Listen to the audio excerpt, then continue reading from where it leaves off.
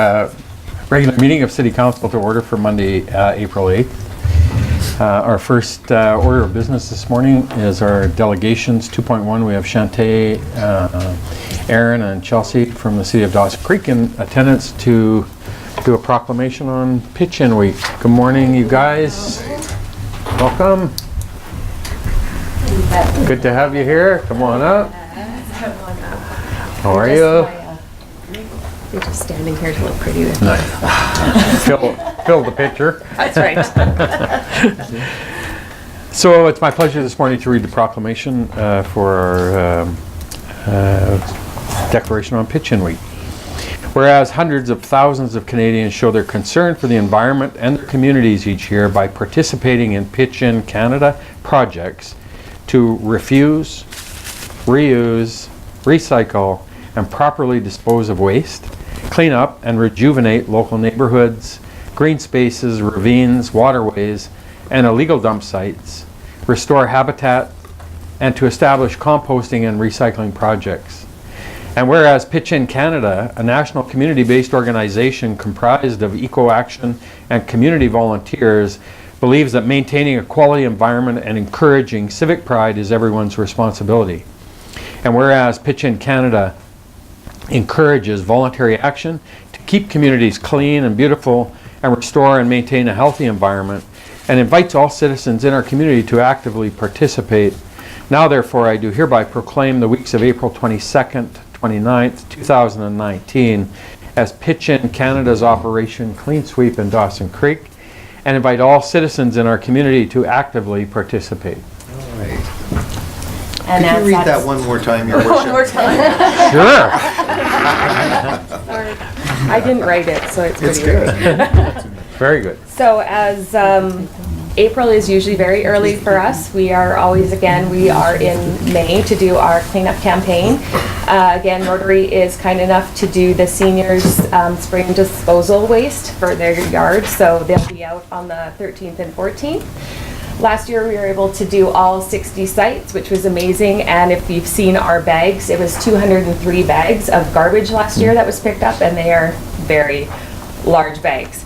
And again, Tim Hortons is the main sponsor for Pitch-In Week, so they donated a bunch of bags to us, as well as the Kinsman again will do free barbecue for that day. So May 11th is our day, and already half of the sites are already filled with volunteers wanting to come out. Right. So yeah. Good job. Right. Thank you. Thanks for coming in this morning. Right, thank you.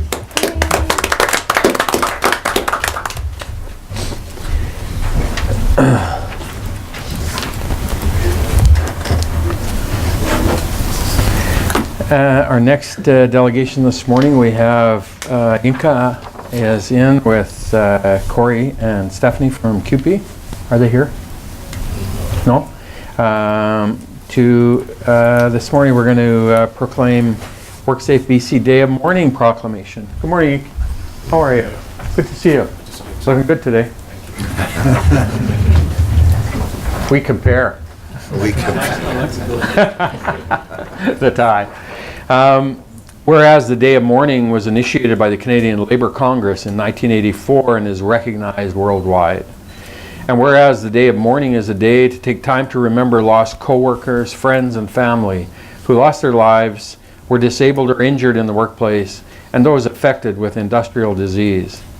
And whereas we earnestly seek to set an example and reflect on our commitment to the issue of health and safety in the workplace, now therefore I do hereby proclaim April 28th, 2019 as the annual Day of Mourning in Dawson Creek, and invite residents of the community to join us for a barbecue being held on Friday, April 26th to commemorate this event.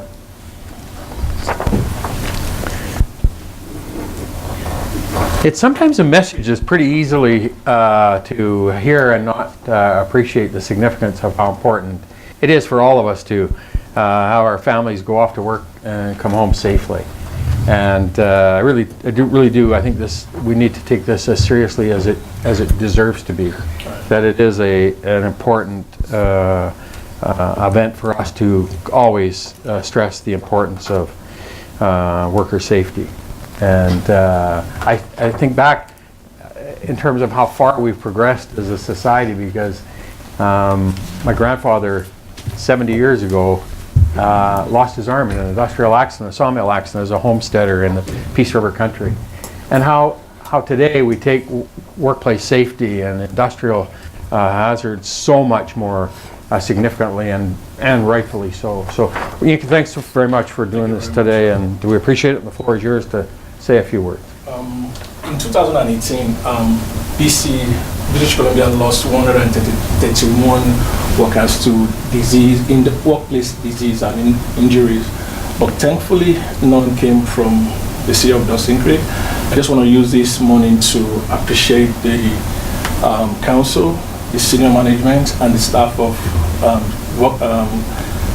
the city of Dawson Creek for their commitment, consistent commitment to creating an healthy and safe environment for every worker. So thank you. Thank you so much. Good job. Thank you. Nice tie.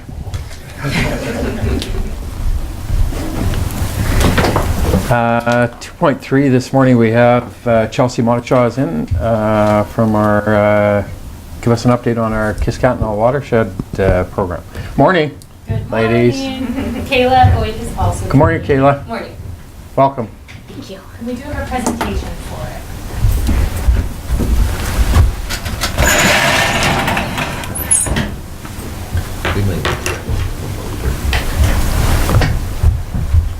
Thank you.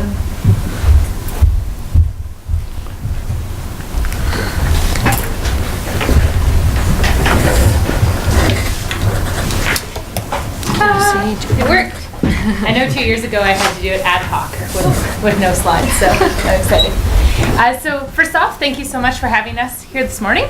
And I'm Chelsea Monachaw, Watershed Coordinator for the City of Dawson Creek, and this is Kayla Boyd, our Watershed Technician.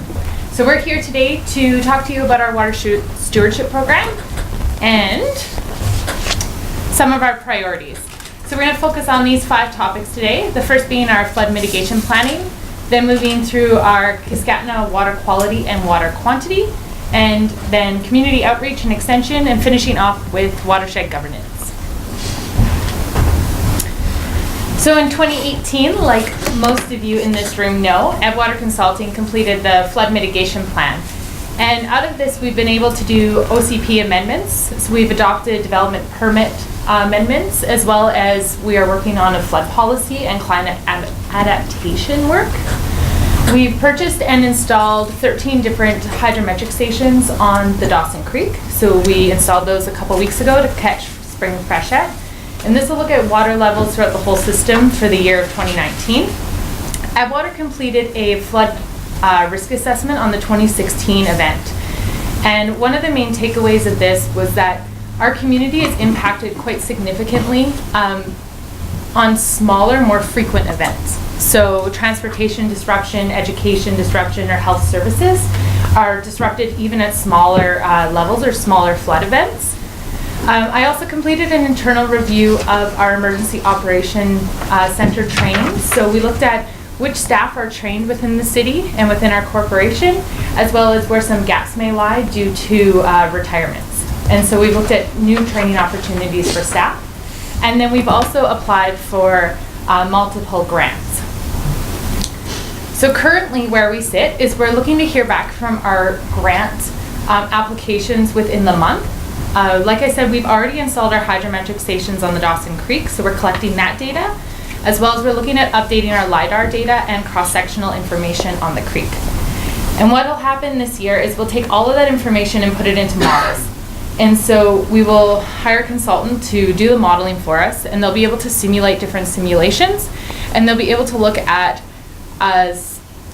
minor, major, significant floods and which areas of the community are impacted, as well as different simulations based on maybe natural assets or bridges or infrastructure replacements.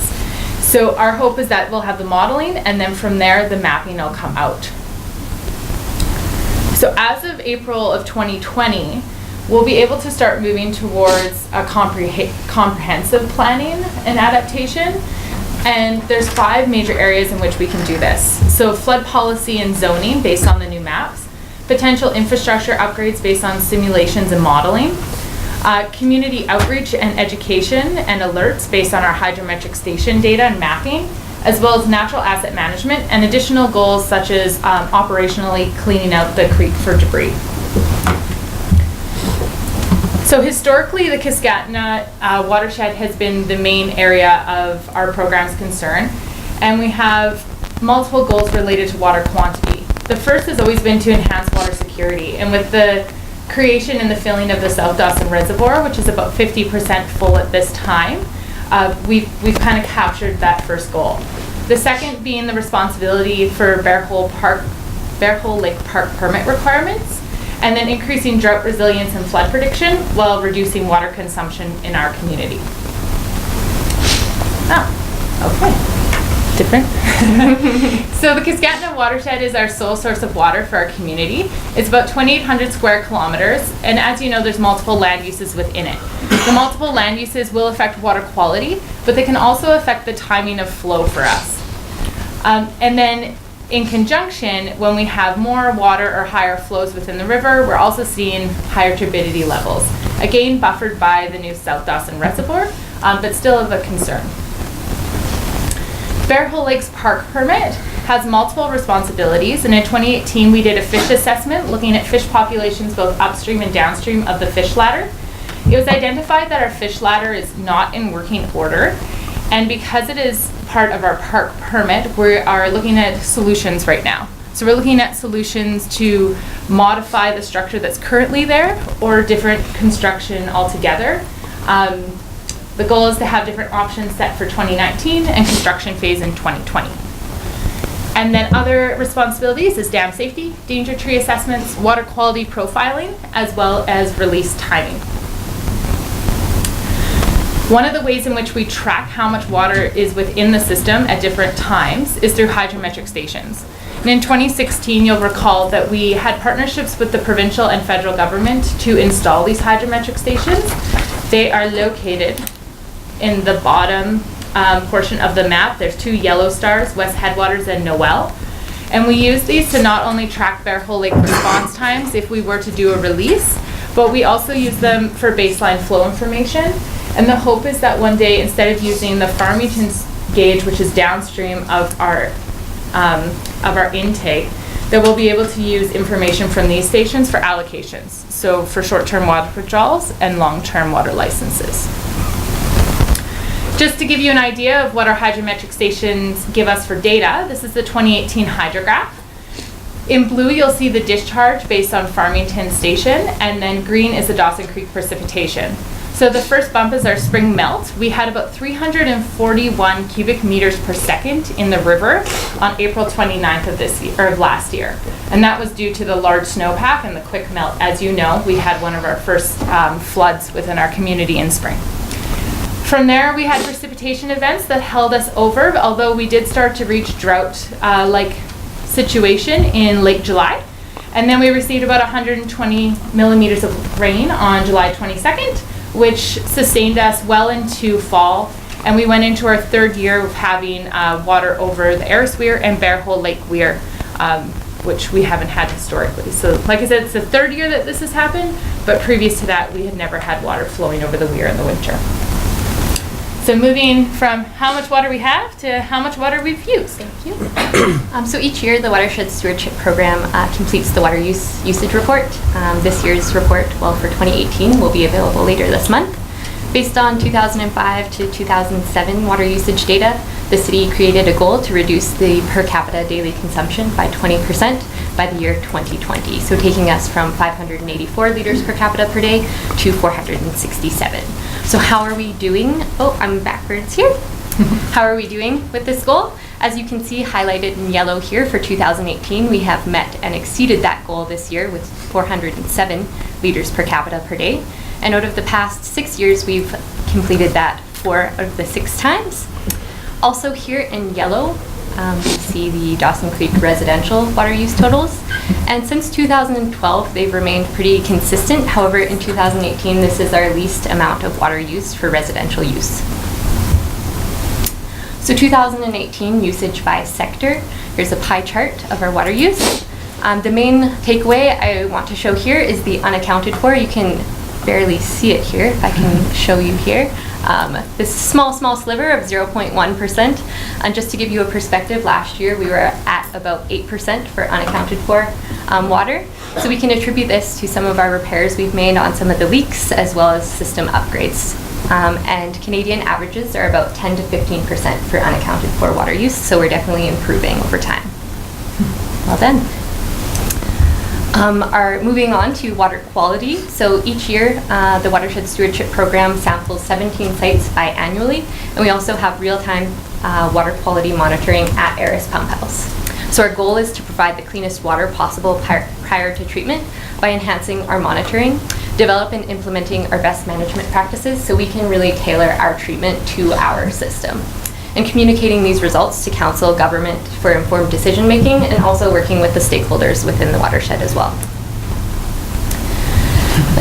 This slide is a fun slide, and I could spend a lot of time on this one. I'm just going to briefly go over it for saving time today, but showing the different hazard groups, some of the hazards we're seeing within the watershed, so physical, biological, or chemical. And I've highlighted here in red some of the ones I'm going to go into more detail with and which we're seeing within the Kiskatna River watershed. So turbidity, like Chelsea mentioned, is naturally occurring based on the geology of the watershed. It causes us to shut down our pumps when we're seeing runoff and high rain events. We do have to shut down our pumps. The turbidity causes issues for our infrastructure. The city has done great. We know historically this has been an issue, so we have created engineering controls. So we have the storage in our reservoirs, South Dawson, the new reservoir being one of those. So we now are able to provide the city with water during those times where the pumps are needed to be shut down. Our metal and hydrocarbon parameters were all below source drinking water quality guidelines. Total organic carbon, much like turbidity, is naturally occurring within the Kiskatna River watershed. You can see this photo down here. These are the headwaters of the Kiskatna River, marshy muskeg areas. So a lot of decaying organic material causing elevated TOC. So historically, they've exceeded all the source drinking water quality guidelines at all 17 sites sampled. So this is an issue, and we need to know this for water treatment because TOCs can cause disinfectant byproducts if not treated adequately. 4 of our 17 sites had bacteriological exceedances, those being fecal and E. coli, one of which was at Eris Pump House. These are a concern for us if the water treatment system were to ever fail. And moving back to Chelsea. So our program also focuses on community extension education, and one of the ways in which we do this, as you know, is through the proclamations of BC Water Week or World Water Day. In 2019, we're focusing on water treatment plant tours, and in March last month, we had 22 staff members actually come out to the plant and do tours. We also supported Pioneer Village in the creation of water and agricultural panels at one of their live events. And then we also support community events such as Science World and science fairs, and then the replacement of watershed signs throughout the Kiskatna watershed. We also both play a role on the Dawson Creek Watershed Society, and this group focuses on the urban watershed. In 2018 and this year, we will be partnering with Community Services to bring the Streamkeepers Camp. So this is where kids can come out and learn about the aquatic ecosystem, fish in the creek, catching bugs, wildlife, etc. We also received a grant, the Eco Action Grant, for about $100,000. And we planted 45 mature trees in Chamberlain Park last year, and we beaver fenced about 25 trees in Kin Park just to protect what we deemed as important habitat. We also held the Rivers Day planting event where we planted over 240 trees in Chamberlain Park. So thank you to those of you who participated in the planting. I know we had a competition between Councillor Wilbur and Schumann at the time. I won. And then moving through to watershed governance. So everything we've gone over today is important, and it's really about a whole system approach. So not just looking at drinking water, but looking at the ecosystems that provide it, some of the emerging challenges, and then working with stakeholders to really work towards integrated watershed management. And just an example of some of the work that we're doing right now, we have the Kiskatna Water Users Group. This is a monthly held meeting with all the players you can see on the right. And what we're looking at doing is having a coordinated approach to water diversions during drought times on the Kiskatna watershed. We also, since 2016, we've been working with the Kiskatna Rangeland Stewardship Group. This is with a provincial range agrologist in isolating different areas of the watershed, the Kiskatna specifically, where we have contamination challenges. I sit on the Northeast Climate Risk Network, which looks at climate adaptation on a local scale. And this Thursday, UNBC is going to be coming up and doing a presentation at the Calvin Cook Center on the 2016 flood. Why it happened, why was it so big, could we see it again? Other ways in which Dawson Creek is getting noticed. I was invited to Waterloo in October of last year for a snowmelt workshop, and this was to bridge the gap between research and water managers and how we use snowmelt and snow freshet timing in our management of our drinking water. And then we were also just invited last week to be part of the BC Professional Adaptation Network. So it's looking at climate adaptation through design. So different ways of being more resilient. And then we are one of 13 different programs in BC to be invited to come together to talk about water monitoring and the current challenges provincially, municipally, or regionally, and some of the things that we could put forward to the government to ask for support. So I want to say thank you to you all for taking the time today, as well as thank you to the regional district as they do fund our program $50,000 a year, and they have for the last 9 years. So we'll open the floor to questions. Thank you, ladies. Questions? Comments? Councillor Javetkov? When you get your data for water usage per capita, is it based on all of the water usage in town, including the bulk? It is, including the bulk as well. So with the reduction in bulk water sales, like for oil patch, that would bring the averages down considerably. Yes. Per capita. Okay. For sure, and one of the other reasons why we saw such a large drop for 2018 is we had a leak at the water treatment plant in one of our vaults, and so we were able to fix that leak, and that's caused a major reduction in the amount of water that we saw unaccounted for. Councillor Alexis? Thanks, Your Worship, and great presentation. I mean, water is the lifeblood of all of us, so we keep going. You mentioned a number of issues, and dam safety was one of them, and I know that's a high priority throughout not just our province, but the country. How's our Bear Hole Lake Dam set up? I guess is just the question, are we in good shape there? Are we needing to upgrade it other than the fish ladder, or where are we at there? For sure. So last year we did a consequence rating, which is a ranking of our dam structure. We also had the dam safety officer come out. Everything looks good structurally with the dam itself. There's no problems there. It's just the fish ladder that's of concern right now. So yeah, we just continue to do annual maintenance and surveillance out there and fill out our reports, and we're good. All right, thank you. Yeah. Cool. Anything further? Great job, you guys. Thank you. It's very, very interesting, obviously, and we appreciate the update and the ongoing work. Awesome. Thank you. Thanks for having us. All right. 2.4, the delegation wasn't able to get here, so, oh no, he's here. 2.4, we have Colby Wager from the Dawson Creek Junior Canucks is here to give us an update on the bringing the cup back home and. Funny man. Oh, the sting is over, Colby. Yeah, a couple weeks. Yeah, good. But I got over it. Welcome. Good to have you here. Thanks. I'm glad to be here. First of all, Mayor, Council, glad you guys got a few minutes for me. This is new for me, sitting in front of a panel of people like this, but there's a couple things that I want to just touch base with. Our summer ice, the increase that went up for just specifically the summer ice. We do our hockey school. This is the third year that we'll be doing this. The first year we did it, we had 84 kids. And then last year we had to cap it at 96 just due to permitting parts. My concern is that at the rate for the summer ice, so the summer ice, forgive me, I was gonna have papers and everything for you, but I just chicken scratched it down on here for me. But I mean, Nonprofit group is it's gone to 376 this year. So last year it was 125 an hour is what we paid. So that was, so I guess on it's $1,250 a day, and that's gone up to $3,750. So based on the 10 hours a day of ice use that we book, I mean, it's a difference of $12,500. For me, for our community, I don't know how many, I'm sure everybody in here has a little one or is involved with little ones that are involved in minor hockey. The whole part of it is it brings back to our program. If we don't have the support of the little guys and their parents and grandparents and that, I mean, nonprofit organization, it takes a pretty decent chunk out of our, don't want to say our fundraising, but that's what helps us continue to go throughout the season.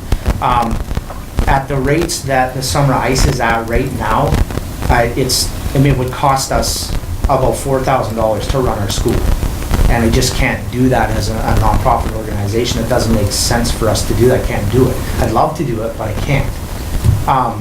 So what I'm asking council to do is have a look at if we can reduce that rate for the 2 weeks. Like it, you know, if we're trying to pick up cost, I mean, there's the hourly rate of $100 an hour that we're charged throughout the season for regular ice. So for prime time ice rentals, right, which is between 3 and 10, and I mean, you guys have this published, so I'm sure you know.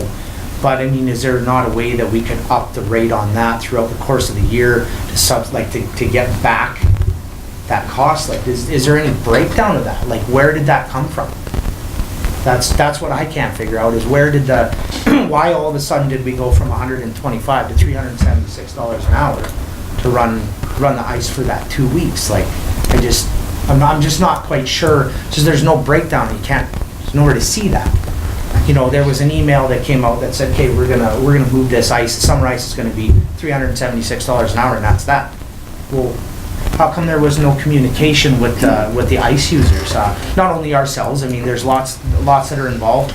You know, the figure skating club, I'm sure everybody's all in the same boat. And I understand that the cost of running the facility, there's a cost to it, I get that. But what is that cost? If you look at the Schedule A, I mean, it says that 2016, that's when these numbers are going off of. We did the upgrade on the plant itself, the lighting, like all that stuff. What's the running cost of that? Like, how can we, I guess, work together to come up with, I don't want to say a price, but a price for the regular use? You know, does that maybe need to go up a little bit just to subsidize being able to put summer ice in? Like, I could see if the ice was going to go in and we were all asking for a request to have ice in the middle of June. Okay, well, I understand that, but 2 weeks prior to when the ice is supposed to be in anyway, I mean, the cost to put that ice in is there. It's accounted for already. In my eyes, I mean, we pay for that throughout the course of the year. So where does that cost come from? Like, I'm just trying to figure out how we can make this all work together, because I really want to have the hockey school here. I think it's a big part of our organization, it's a big part of our community. Like I said, you know, these boys, you know, half of these boys have, 3/4 of these boys have all stayed here. These boys all come back to be part of that. That's part of our recruiting program to getting young individuals into our program. Like, and having the kids know who they are in the middle of the summertime when they're at the grocery store, and you know, it's revived the whole, helped revive the whole program. And I just kind of lost for words as to what direction we go here. I just kind of, it's just not, we can't have it here for that price increase. I mean, I don't want to not do it here, but you know, $12,000 or $12,500 is a pretty significant jump. That's 133%. So I'm just looking for suggestions and thought process from council and mayor as to how we do this. Because if we can't drop that, then, or figure out, you know, somewhere a common denominator to get that ice, the rate for that ice for that, so we're not going to have it. And it's just, I don't want to do that to the kids. But that's why I do this. I don't have a kid in this. My whole family's involved in this. We took this program over 4 years ago. This is my second year as the GM for the Dawson Creek Junior Canucks, and I mean, I think we've done a great job. Our seventh man program, the boys being involved in minor hockey. I mean, a lot of that was lost for a long time, like a long time. And I think we've done a great job of doing that. So I just want to make sure that we don't lose focus on that based on money. It's not money. That's not what it's about. And I'll be honest, I mean, I get a little shaky, a little emotional because I wear my heart on my sleeve, right? I don't do this for me or anybody else. I do this for the kids. So I'm just trying to figure out how we make this work as a group. So I'm looking for suggestions, and please fire away questions. I have some numbers here, so if you ask, I got a pretty good idea.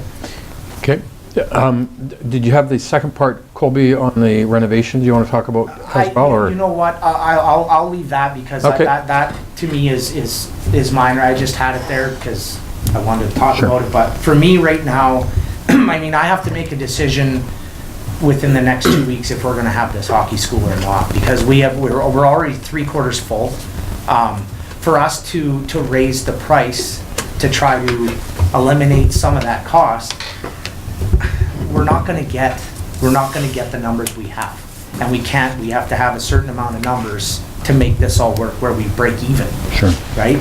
So we've got people coming from Stettler that have already, like there's people coming from out of town to come here. Now, in saying that, this hockey school, I believe we can make this hockey school a lot bigger than it is. I was at tournaments this weekend with Lanny McDonald, Colin Patterson. Like, these are guys that have played in the NHL forever that couldn't say enough about the organization and our community, what we're doing, and would love to be, hopefully be part of this, right? So I want to make this bigger than it is, but at those rates, I just can't do it. Okay. Questions from council? Councillor Javeko? So you mentioned hockey school was going to cost $4,000. Is that $4,000 on top of the ice time, or? No, so the ice. Loss. Yeah, we lose about $4,200 with the ice increase, like with the increase. So it was, forgive me for 1 second. Going from 125 to 375, you're going to lose now. $4,000 now. Yeah, so last year we paid $6,250. So that's based on 10 hours a day at 125. So if we base it on 10 hours a day at the 375 that's gone to, it's gone up to $18,750. So that's $12,500 difference in just ice cost, right? Duncan, just for clarification, because Colby did ask that question, that 375 is our actual cost projected to put the ice in and operate the ice. So I think it was 2015 or 14, it might have even been 16. We did a fees and charges review, and essentially we took all of our costs for operating the arena, administration, ice over the course of the year, and we took every hour that the arena is booked and divided that into that cost, and the actual cost of ice is $376 an hour. That doesn't include spring or summer ice because we hadn't, it's never a guarantee, there's a threshold, but the cost of every rented hour by the cost of operations is $376. So has one been done since all the renovations have been done to I can't imagine that it's going to be mind-blowing and it's going to be a drastic drop in cost to run the arena, but there's got to be something there, right? And that's why I was saying, I mean, do I want to pay more for ice during the regular season? Of course not. But I understand as a business, as to run a program, I mean, it has to go up. So, maybe there's small increases we can do at the beginning of the year. Instead of it being 100, maybe it's 110. And then the next year, try to get it back that way instead of, I'm not saying they're trying to get it back in 2 weeks, because we all know that's not going to happen, but that's what I'm saying. There has to be a different route we can go. Any questions, any comments for Colby from council? Councillor Electrum? Just one following through, and thanks, Colby, for your presentation. I mean, minor hockey is a big part of our community, and then as the kids come through that, they have the opportunity to stay and play locally, whether it be junior or senior. I think it's a great thing. We always talk about there's not a lot for kids to do in the town. You'll hear that when, in fact, I would disagree. We have an amazing amount of things for our kids to do. Minor hockey is a big part of that. With the changes that you're looking at with this, and we've discussed this is a budgetary discussion as much as anything for the city. Is there a number that you have ran in your head, Colby, this year that you say, look, we could probably make this hockey school work at this rate, this year while we work through this? Have you done any work on that versus the full 376? Yeah, I mean, I think if we were around between the 125, 130 mark, we could probably do it. But, that the other part of that is it'd be tight for us, right? And don't get me wrong, I mean, I still have to look towards putting money into our nonprofit organization so that we can run that team. Yes. I'm not saying that, we're gonna be, making tens of thousands of dollars on this, because we don't. We still have to pay all the instructors as we bring in to try to attract more kids into it. We're gonna have to bring in other people, which there's cost to, everybody knows that, but I think if we're around the 125 mark, 130 mark, I think we could probably make it work. I mean, I will try my best to make it work at that. I mean, if we don't break even, then there's no point, right? And not that there's no point, that's the wrong word. No, I know what you're But saying. you understand what I mean there, right? Okay.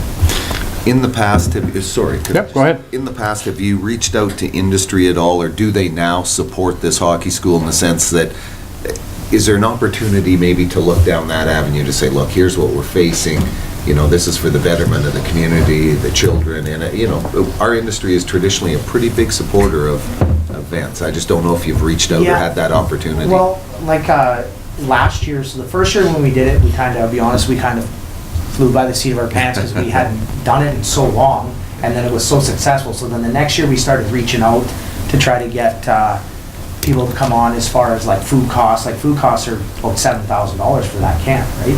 So we were trying to do that, but it was such a late push that by that time some of the companies were like, well, we can't. I mean, that's too much. So we tried to do it. We just weren't able to solidify it, and that's why I wanted to start now to make sure that if we do this, we can get some headway on that. Because I mean, if they don't support it, then it's not going to happen, right? But yes, we did try. We just never got anywhere with it.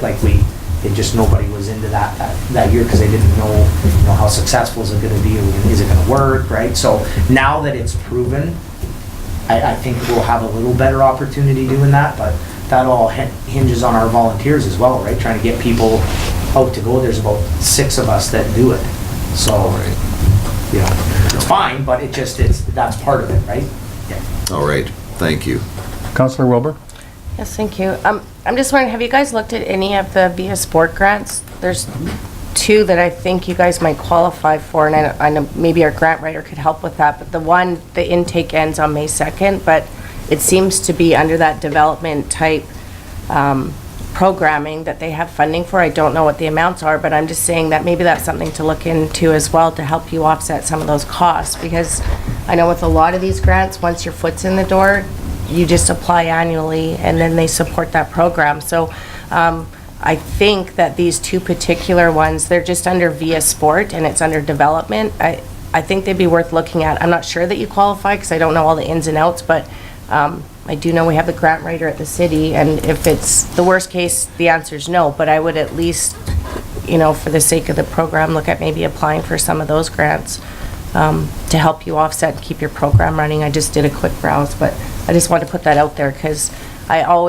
it seems like we always contribute a lot to our province, but not always that money doesn't come back, and a lot of the lower mainland programs get it. So I think it's worth applying for and just maybe looking at to see if that would help you offset some of those costs. Okay, perfect, thank you. Like I said, I know we get 1 gaming grant. I mean, we apply for that, so I don't know if that conflicts with that. So I guess it'd be something I have to Totally look into. separate, but It is, okay.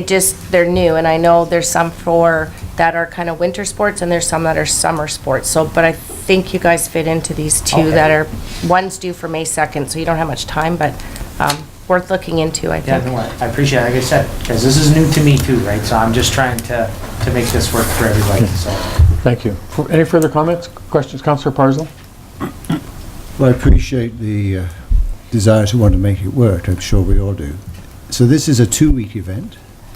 It's 1 week. 1 week event. And you said that you think you could make this fly if there was a hourly charge of about $125 as opposed to $375. So basically you're asking council to subsidize this school by the amount of $250 an hour. Absolutely. Thank you. Anything further? So, Councilor Just Earl? really quick, so the camp you mentioned is kind of, the timing is slotted where buttressed up against when the ice would go in regularly Yeah, in so the fall? we usually the third week in August is when we do it. So we do it that whole week. So that's why we take 10 hours, because it's about 7.5 hours to 8 hours for the kids during the day. And then we take the other hour and a half to 2 hours for our conditioning camp to get ready set for our main camp, which is the September long weekend. So it just kind of gives us a leg up on bringing some of the kids up here before all the other teams in BC start their camps, because as everybody knows, it's not easy to get people up here, right? So that's why we do it like that. So I do believe that the figure skating, or my apologies, it's the second, and then the third week is figure skating eats up a lot of that ice, and then we go on the backside, and then at night we run the other part of our conditioning camp. And just to follow up through you, Your Worship, to Duncan, just a refresher on the policy. So we're putting it in provided the ice is booked up to a certain amount. Have we gotten sufficient bookings to justify putting it in, or is this too early in the year to tell? Yeah, through your worship, so we'll have that final information June 30th. The threshold for summer ice is 126 hours for the 2 weeks prior to when we normally put the ice in, which is the long weekend, or for the long weekend, or 63 hours per week. Okay, so. Councilor Wilbur, one more? Oh, I just noticed, besides the fees, there was also a note on here on renovations to the dressing room, so I'm just asking. Yeah, I know.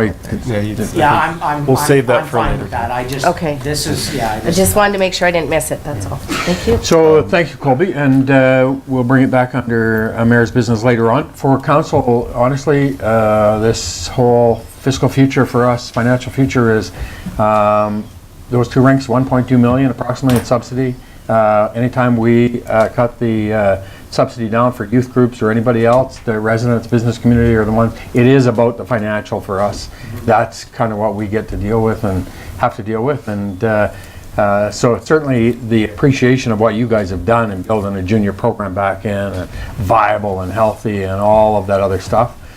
For us at this table, it's trying to balance that quality of life with the financial ability and capacity of our residents and business community to continue to pack it. So that's the balance we pay. Thanks for coming in this morning. We'll bring it back under mayor's business. Absolutely, thank you. Thank you. Thank you very much. Did a good job. New councillor business 3.1. We have Councillor Javetkov.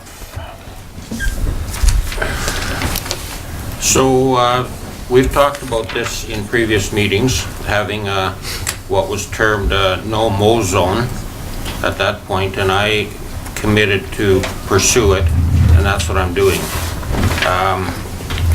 So in the interest of making improvements and reducing maintenance costs to city parks, I'm proposing to designate a specific area of a park to plant trees.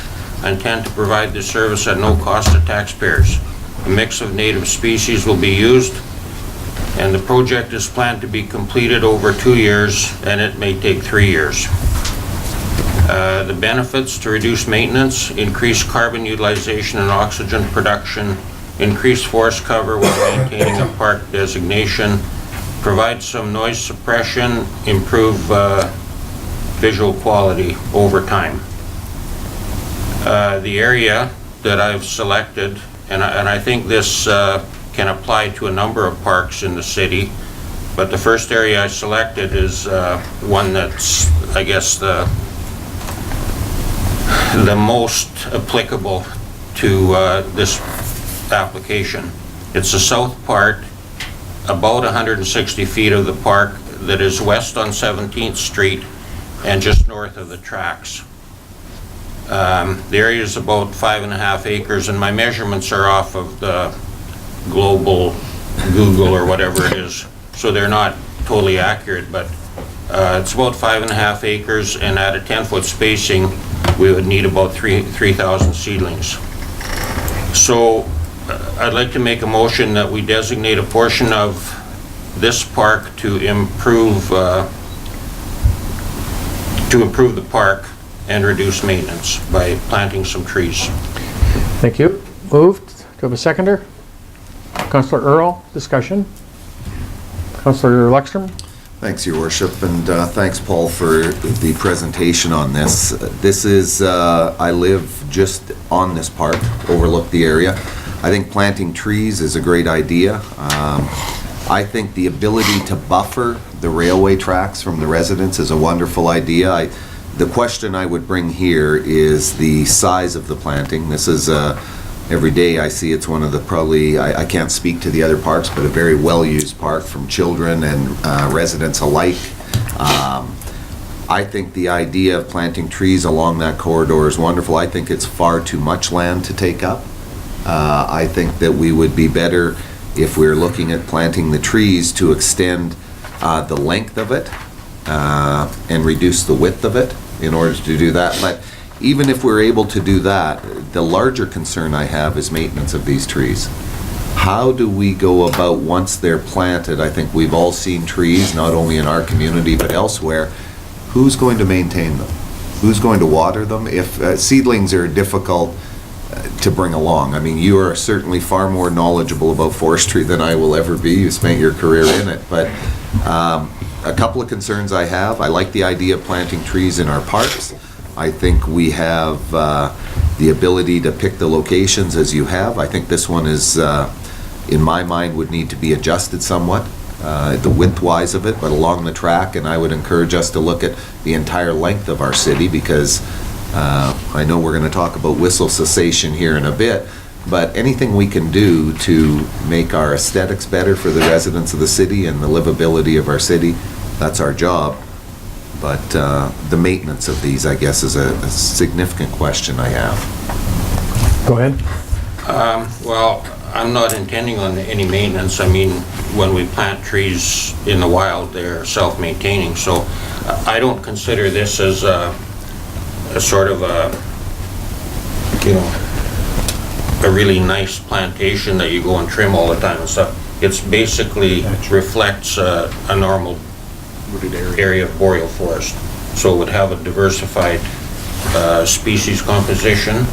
Like I think I would start with some pine, and it wouldn't be done all at once. So plant some pine in there, and maybe the next year some aspen, maybe some alder, some white spruce, that type of thing. But I mean, these are seedlings, they're small, so you plant them and you let them grow, and the ones that don't grow we can replace, but I think it would be self-maintaining.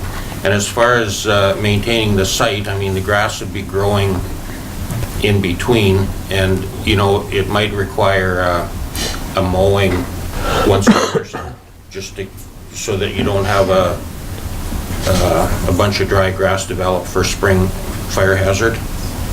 And as far as the area, I mean, this was sort of like I say, off the Google map. So I think to extend it, and I didn't include any up in the northwest corner either, and I think there's an opportunity up there to put some trees, but it could be, designed to sort of make sense as far as buffering the railroad.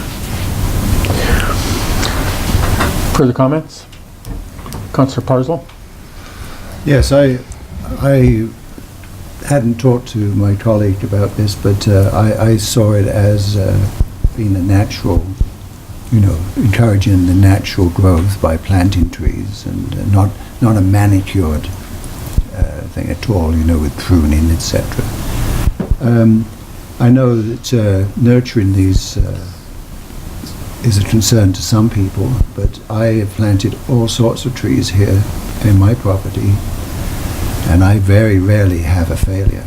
And it may be it's because I've got some underground water that's feeding them, but I think this is a very good, constructive suggestion that should be should be pursued. And if anybody's trying to get something done like this, it would be our colleague Paul Gilberto. Okay. Councillor Javetka? We've got an example of something similar in the Lepke Park. Those trees were planted, that was basically just grass in there before. And those trees were planted about 25 years ago, or maybe a bit more. And, you know, they're small trees, they're planted by volunteers, and some of them lived, some of them didn't, but it's quite a nice area now as far as adding to the aesthetics of the city. And, you know, the climate change, it's a carbon sink. Councillor Lexon? Just following up on this, if it's going to be the natural and there's no cost then to the city, and I think this is part of the discussion we're having, cost reduction without question on the mowing, I'm comfortable with planting trees in our parks. I'm not so comfortable at taking 160 feet of a park out that's one of the high-use parks to put it into a nature. I think the idea is great. I would support the motion if it wasn't tied to this exact drawing or 160 feet, but rather spread out with the intent that it would take along the corridor, the railway corridor, for the full length of the city, where applicable, where we could plant those. I would much sooner support that as a motion. I think there will be significant feedback as we get on most things we're looking at in these days from the community to say, talk to us about this, and that might be an idea as well. But your motion, and I guess I would look for clarification whether I would support it or not at this point, is it based on this drawing of 160 feet and this length, or is the intent to look at a corridor plantation along the CN rail tracks through the city of Dawson Creek? I'd be more comfortable with that. Well, the motion is to designate a portion of an existing park, which is this park, to be improved. Okay. So it would have to be determined, I mean, but I don't want to go through a bunch of workload for the city to send out referrals and letters to everybody and have meetings and all that. I mean, you and I could go out there and designate something that makes sense if you want. But I also don't want one row of trees. I want something that's fairly substantial, like maybe 160 feet is too wide, maybe 90 feet is better, or maybe something that's not uniform all the way through, you know, so it tapers off over here and then we have some up here. But I'd like to see a substantial number of trees in there, like to make it worthwhile doing. So for me, I think we have to be very specific about what we're impacting a park to the residents and the people who deal with it, because they're going to want to know what are the plans for that park. So I think we have to be very specific about that, because we are going to get feedback. The other thing for me, the only question I have is an input. We have reduced the park maintenance budget this year by $400,000 in our financial plan. We don't have any understanding really yet about what that's going to look like for our year in terms of the operations, because administration are going to be working that through. And to layer in some other impacts to a park until we fully understand the implications of a $400,000 reduction in our park maintenance standards now are going to impact what the parks are going to look like. And to put in some plantings in here into administration's 2019 plan for park maintenance is a concern to me. I'm not opposed to doing natural plantings and all of that. I'm just concerned about how and what it means to our operations by reducing $400,000 out of the budget, and how that's going to impact the maintenance and or whatever this looks like. So Duncan and then Charlie.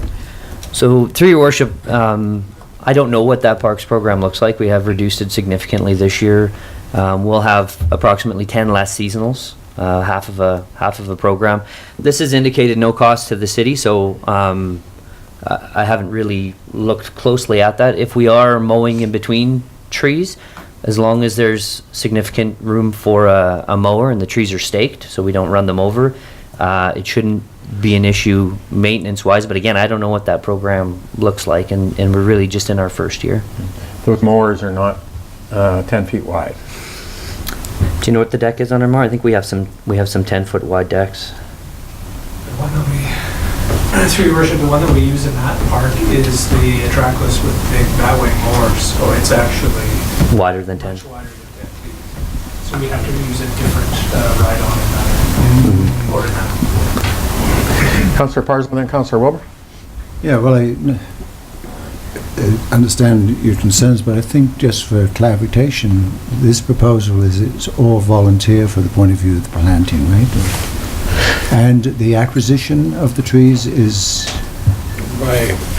We'll acquire them. will be acquired. So, My point was, how if they're planted 10 feet apart, that completely changes how we've cut the grass, and we don't know what that's going to look like. That's my only, the residents are going to want to know if we can't maintain in there because of the mower, then it changes operationally what we're asking the administration to look after. And we've already reduced that by 400,000. Councillor Wilbur. Yeah, so I think something that Councillor Javetkov has said, and it's the no-mow zone. So the trees that we planted last year, where I outplanted a former councillor, is in a no-mow zone, so we're not mowing it. We literally went into the taller grass and planted the trees. So I don't see this as being something that we're mowing in between.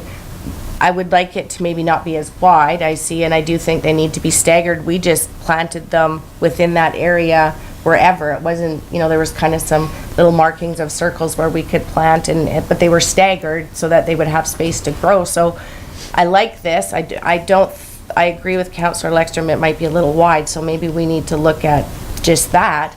But I think as far as mowing, it's just trees are planted in this section. We're not mowing it. Nature will take its course. They will grow or they won't. And the ones that don't, then maybe we have to look at replacing with something else. But literally where we planted trees last year along the creek, we don't mow that area. The grass was tall, it lays down. There was no maintenance. We just put seedlings in and we'll see how which ones have survived this year or how it goes. And all of those seedlings were donated. So there literally was volunteers out there with shovels and seedlings planting trees. So, and I do see this as a good sound barrier and in enhancing that park. We already have a small treed area, I think close to 17th, that has grown very well, doesn't have maintenance, it's just there. That's the only issue I have is just maybe the width. So maybe we need to just define that area a little bit. But there's no maintenance done where we planted trees, and that's how I see this, is it's going to become a no-mow zone. There's going to be no mower going in where those seedlings are put in. Okay. So as long as everybody's clear on that, but Yeah. and we better push that out to the residents because we're changing significantly Exactly. the view of this. Councillor Lexton? I guess the idea of planting trees is one I think we can all accept, and obviously I'm not a great tree planter because I haven't had the success I'm hearing about here when I've been engaged in that, but I like the I'll idea. go help them. I think the residents would be receptive to something like this based on the train tracks and the both visual and noise eventually. It's going to take a number of years. Hopefully in my lifetime I'd see it, but you know what? If you don't start, you'll never finish. So the idea is one I can support. It's the 160 feet. I would rather take that drawing we have and run it the full corridor, including the Fred Flavel, which is at the end that is without the trees now that we see on the picture, and run the length of the corridor track, and whatever that width would be, I can't say. I mean, I know that you would work with our Parks and Rec and our administration, but I would concur. It sounds to me like this would be a no-mow zone, so we're not worried about a deck getting between these trees. But the way it stands now, and Your Worship, I'd look to you, are we voting on this? Well, that's the motion that we got in front of us Or with this is there room diagram, and for that's... some flexibility to say, let's plant the corridor on the CN track and see how that goes? This The is the motion you motion. got is this one, and there is no line on here. Yes. The way the motion reads, it says, motion to designate a portion of the park. So it has to be determined, because I knew you'd be concerned about it. Well, and I think our Excellent assumption. So I think more importantly than that, our residents need to be Yes. informed Yeah, about yeah. what we're designating, so that that's But clear we're for them. designating something that's substantial enough to make it worthwhile. One row of trees is not gonna cut it, I agree. or maybe 3 rows of trees is not gonna cut it. We want enough there to look like a little forest. Council, And 160 feet maybe is too wide, but we need to ensure the motion is clear and this map with the hatched area is part of our agenda. That's what the residents have seen. So I just want to make sure the council are clear on what we're voting on for the hatched area, as well as our resident. Council can define that, and then we can move it forward. Councillor Lexton and Councillor Parsons. We're somewhat, I guess I'm getting more confused as we talk further. We're not voting on the hatched area, we're voting on a proposal to take a portion of the park to plant. I'm okay with that. I think the portion would be a set amount, whether it's 10, 20, 30, for whatever that number is. 160 I think is quite a bit. But to plant, and again, I don't know what a buffer would be, 3, 4, 5 trees.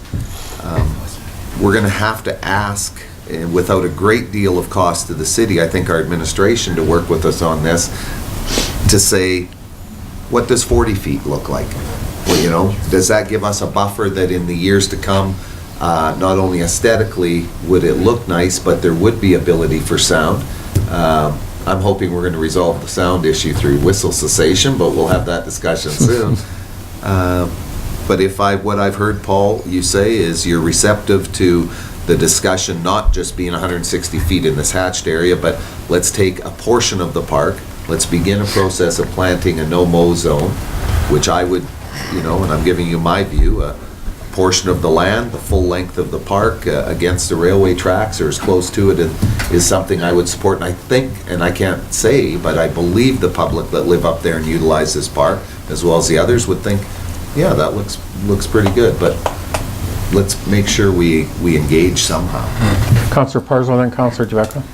Yes, so the motion right now I'm quite comfortable with, but I do agree that there needs to be some consultation, and the feedback given to us should be shared at a future council meeting. So I think I'd like, if it's in order, Mayor, and to amend the motion, right? Being that, and that a community information session be established with neighbours to this park, and the feedback presented back to council before enactment.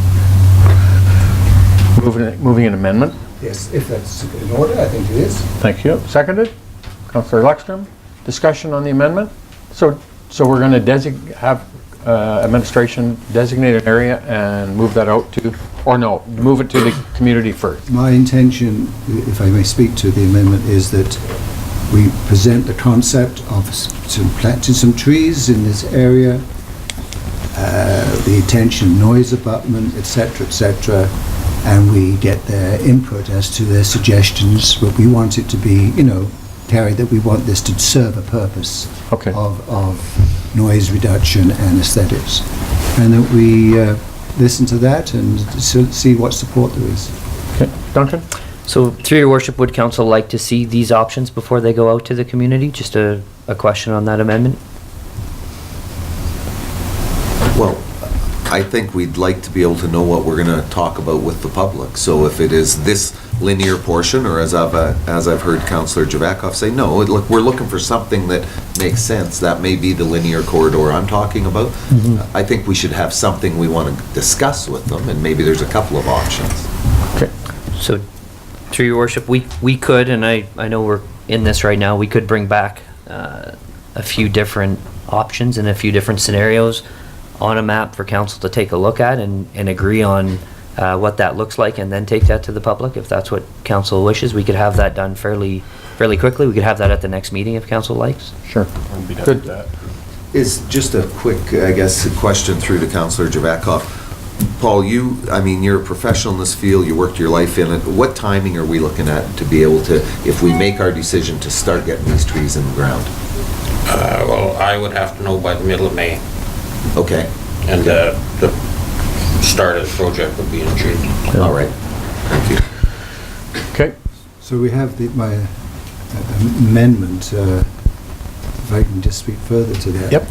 Quite frankly, I don't think we need to see what the options are. Take them to the public, present them to them, and feedback. I think we could get this done quite quickly. I don't see the need for whether we want 3 or 4 options of planting trees and groupings or whatever. I think that's unnecessary for us to be involved at this time.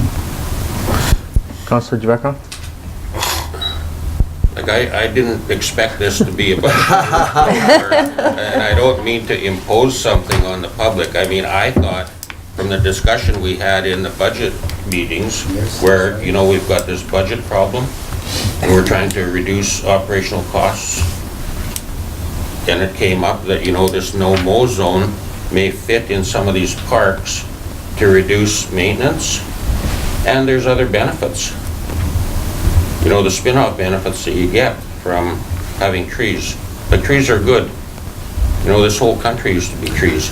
So, and all I wanted to do was get an approval, I guess, from council for this concept. And I mean, as far as laying out an area, I have no problem with going in and laying out an area, you know, something specific. And I don't expect staff to do it. Staff are already tasked with, you know, lots and lots of work that we hand down to them. Like, I would be willing to do that, or, you know, and present something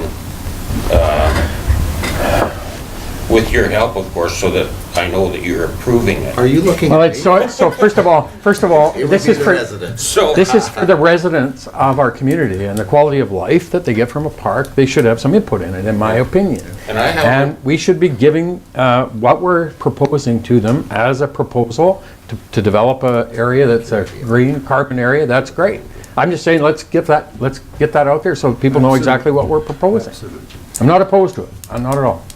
Can I question? Yeah. Put this to vote? Question, sir, well, on the amendment, you're good? Everybody ready for the question? All in favor? Opposed?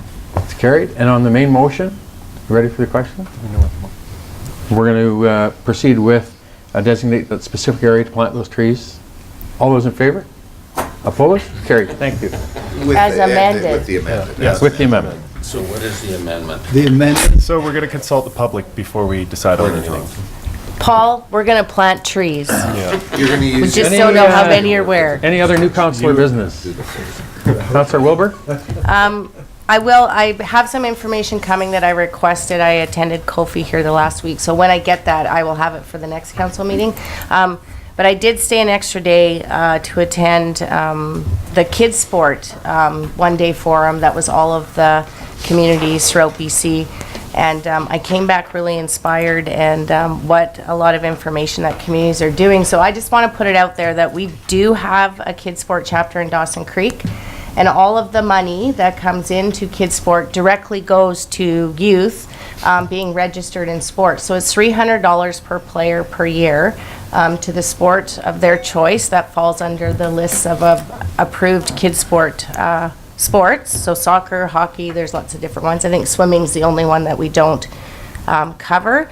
So I just want to put it out there to the public, and something that soccer did this year was actually added an option on their registration form that you could donate in $5 increments to kids sport. And so we've had quite a huge uptake of that. And so I just want to put it out there maybe to other user groups or other sports groups in the community to put that on the registration form. But just to the community, when you're thinking of charities or where you could help the community, we're only as strong as our weakest link, and if we can make our children, put them in an environment that'll help them make healthy choices, and it's proven that team sports changes lives. And so I just really want to put it out there that if you're looking for something to donate your change to or your money to, please consider kids sport. So we do have a chapter, and all of the money does go to the kids. There's no charges like other groups do.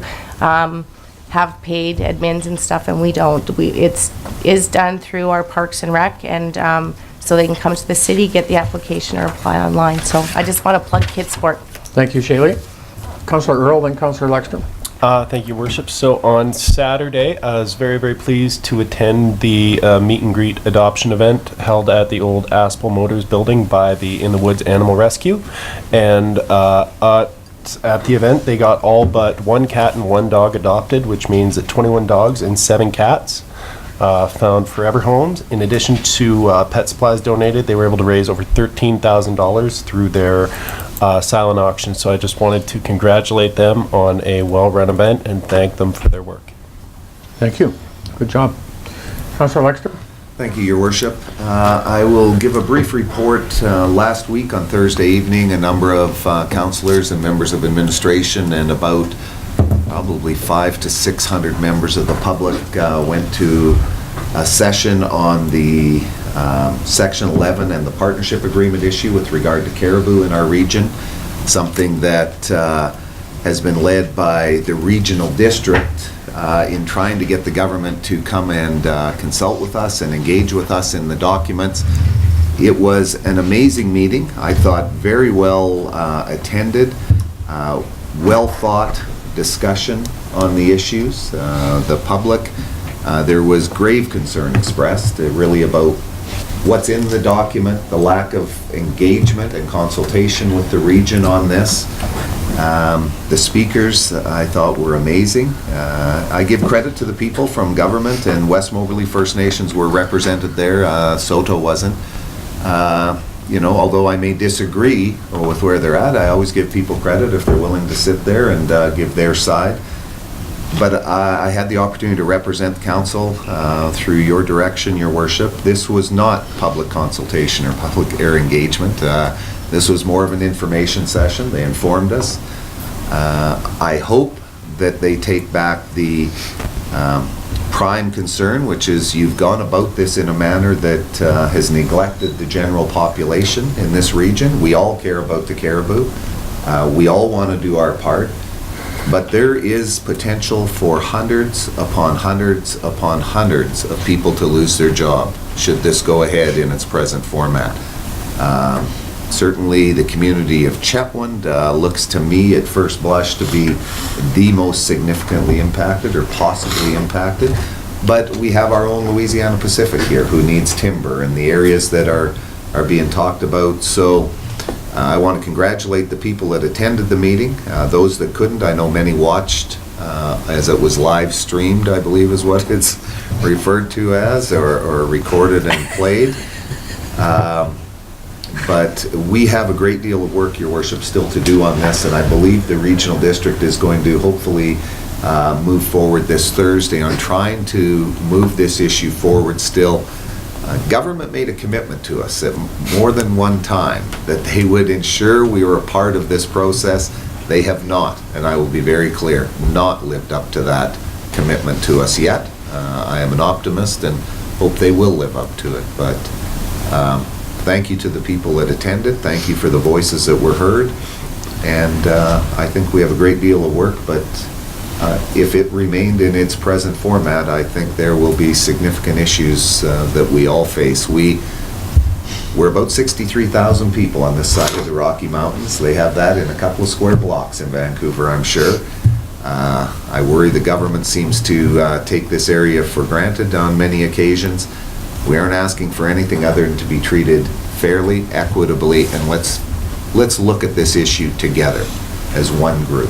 So that's it. That's the document, Your Worship. To have those questions answered at a public forum like they presented was not, and I stated that, it just wasn't the spot. We need to be at the table as elected officials, as a region, to be able to ask the questions, alleviate some concerns or raise others. I'm not sure where it would go, but we would have that opportunity. And to be honest, both the provincial and federal government have not provided that yet.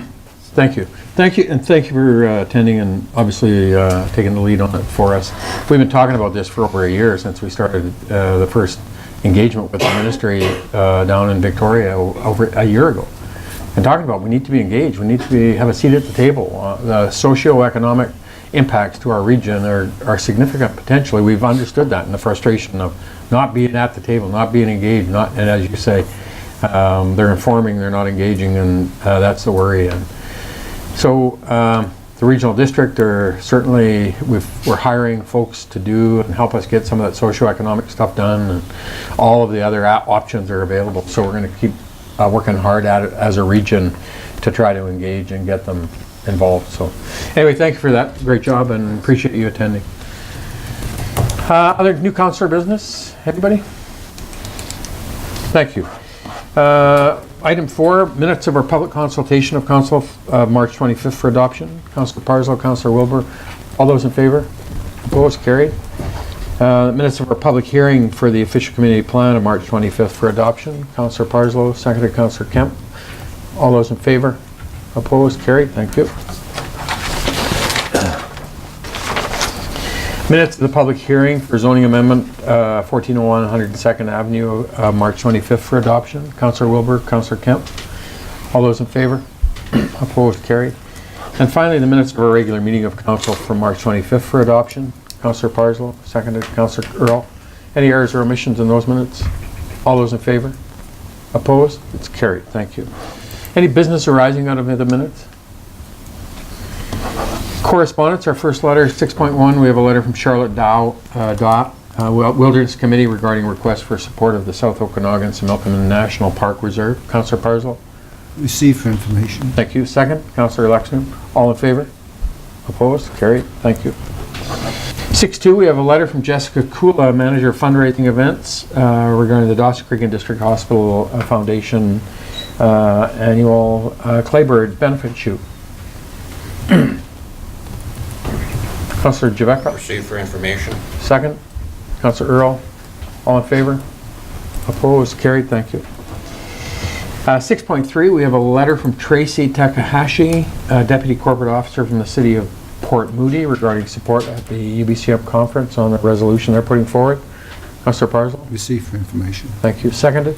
Councillor Wilbur. Discussion. I'm sorry. All in favor? No discussion. 6.4, we have a letter from Janet Weisel regarding their 1980 grad committee representative looking for some permission to use the parking lot at the Canada Event Center for camping. Councillor Lexter. I would move that we grant their request. Thank you. Seconded. Councillor Wilbur. Discussion. Duncan. So through your worship, this date conflicts with a swim meet also that we've received a request and it hasn't quite made it to council yet for camping in the parking lot, which is an annual request. So if we were... So it'll be a big camp out weekend. It could be, yeah, or we may want to move maybe this group a little farther to the east into the Lakota Field or somewhere in We that can area. accommodate that in terms of... We might want to separate the kids from the grad class. Yeah. Okay. The kids from the kids. The intent of my motion is we work with them to Well, find yeah. a use for this. So You guys will accommodate them and Sure. find a way. Thank you. All in favor? Opposed? Carried. Thank you. Report 7.1, we have report 19028 from the General Manager of Development Services regarding our CN whistle cessation and crossing regulations. Councillor Lexstrom.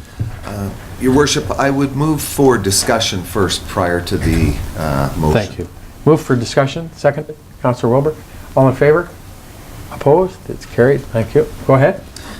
Your Worship, we've raised this early on in our mandate. I think it has been an issue for many residents in our city. They train traveling through. I'm always a supporter that when you see that kind of traffic, it's a good sign. Your economy has got things happening.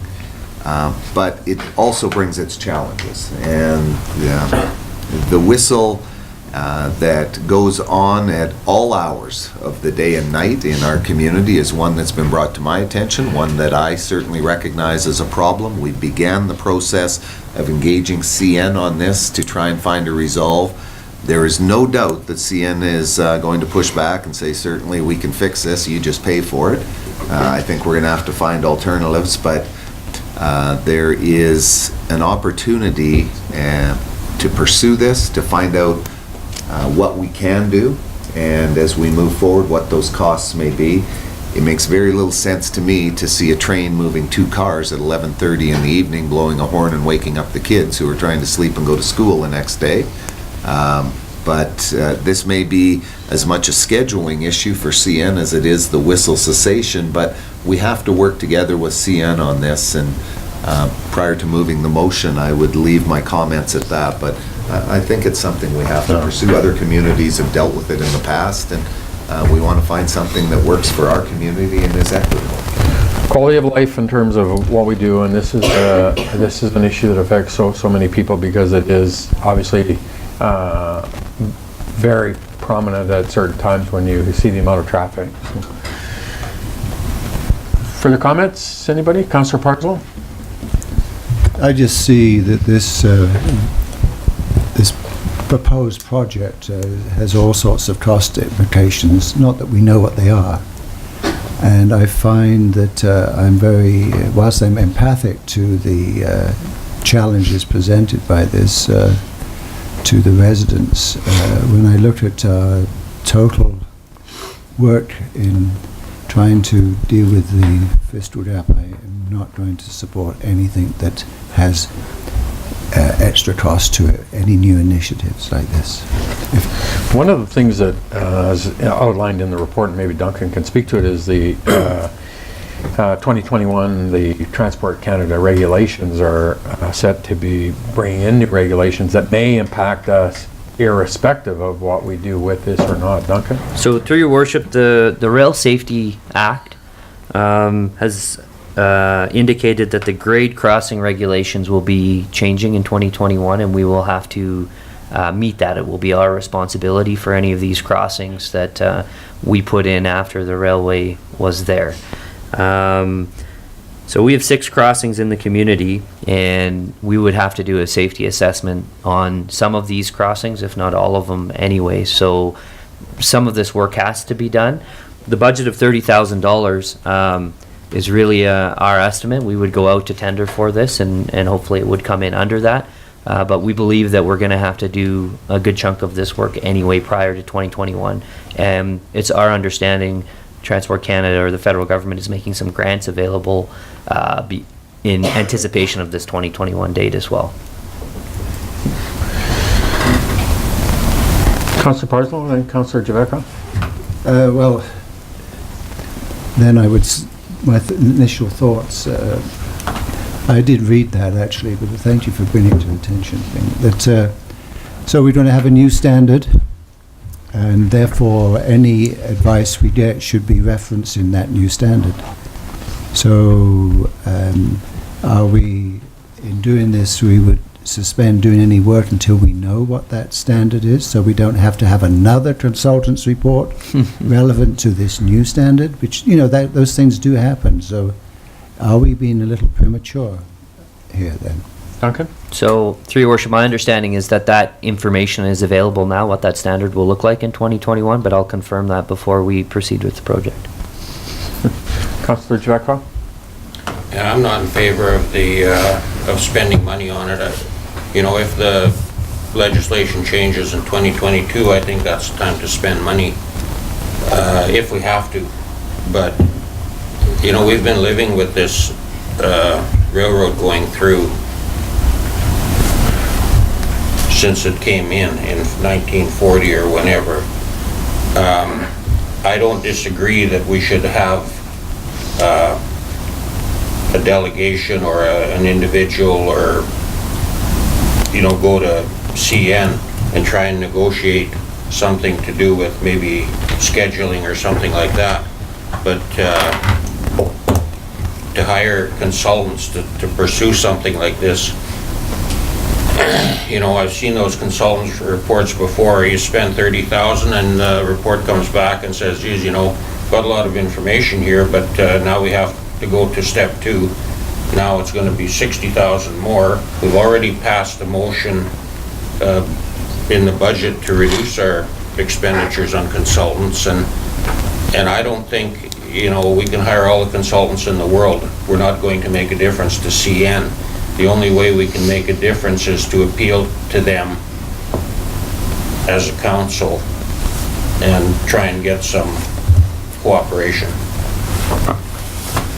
Just for clarity, the Transportation Safety Board is the one who puts the regulations in place for crossings, and so CN adhere to those regulations as it relates to those requirements under the Transportation Safety Act and those regulations. So unless we want to do something about the whistle cessation, and we need to do some of this work, that's what the report is basically saying. And so just for us, this isn't CN doing something because of their scheduling. This is something that they have to do under the Transportation Safety Act regulation. So I have Councillor Lekstrom, then Earl, and Parslow. Thank you. Your Worship, at this time, I will move the recommendation number 19028 from the General Manager of Development Services, train whistle cessation and grade crossing regulations be received. Further, the council directs staff to proceed with hiring a consultant to have the crossing safety assessment completed for an appropriate cost of $30,000. I don't know if... Appropriate? Yeah, is that what approximate? I had trouble saying appropriate, so that was approximate cost. I don't know if that needs to be. I think we, hedging our bets here, putting the number out, but I'll move the motion as it's written, and if I have a seconder, I'll speak to it briefly, because I think there may be some confusion here as to what this is. Do I have a seconder, Councillor Earl? Discussion, go ahead. Okay. And then I got Councillor Parslow just behind. Clarifying, this is not something, we began a discussion on whistle cessation in our city. We have been in discussions with CN in order to go through the whistle cessation process, which is laid out. This is one of the steps. It's required. This isn't the city going and say, we're going to do this and then figure it out. This is one of the requirements. So I think that it would be certainly worthwhile, and as I understand it, this money is within our budget. With the amount we have for consultants, it isn't outside of that. We have streamlined that back. But this is not going to require an increase in budget, as I understand it, but will be found within the existing budget. So, Duncan? I can just confirm. So this funding will come from money we were going to put into surplus at the end of the year. Council proposed a major industry tax rate at the last budget meeting, and so we were putting more funding into surplus, and this $30,000 would come from that increase of funding we received through that decision. Okay. Councillor Earl and Councillor Parslow. Thank you, And then Worship. Wilbur. So, through you to administration, just for my own clarification. So the new regulations that are, so essentially we're trying to kill two birds with one stone. If we're going to be forced to, or going to be compelled to upgrade those crossings anyway, we might as well do it in a manner that allows us to pursue whistle cessation. So the number that stands out to me on this report is each crossing $200,000 to $400,000. So with 6 crossings, that's somewhere from $1.2 to $2.4 million. Now, is that money? I don't expect you to know, but you said the new standards are currently available. Is that money comparable to what we'd be spending anyway? Or is it just going to be... Sorry. So through your worship, I won't know that until we get the safety assessment done. And, okay. And really, to that point, the safety assessment we're doing or proposing in this report isn't all that different than the safety assessment we'll be proposing in the future in order to understand our grade crossings. There may be some different nuance. For whistle cessation, we're responsible for all crossings. We would have to do some work to determine who is there first, and that might offset some of those costs, but really it's similar. So, yeah, in light of the fact that it's work we're likely going to have to be doing anyway at some point in the next little while, I'd be willing to support the motion. Thank you. Councillor Parslow and Councillor Wilbur. Yes, so some of the reminders here, this work is something that's going to be supported by some grants from the federal government, and it's going to be required. I just want to speak about whistle cessation. I'm familiar with White Rock, through where my daughter lives. The Santa Fe Burlington Northern Railway runs right along there, and they have worked out arrangements whereby there's no blowing of whistle between certain hours, regardless of the fact that there's traffic running on the rail line there. So I think possibly there's an opportunity. I mean, I can't see any justification at all for, as you've just said, one example you just cited, after 11 o'clock, why we can't work some arrangements out that there's a no whistle blowing between certain hours. And that should go on independent of this safety issue. I mean, there's the safety issue. I've been reminded, thanks to you, Mayor, and others, that we will have to do this.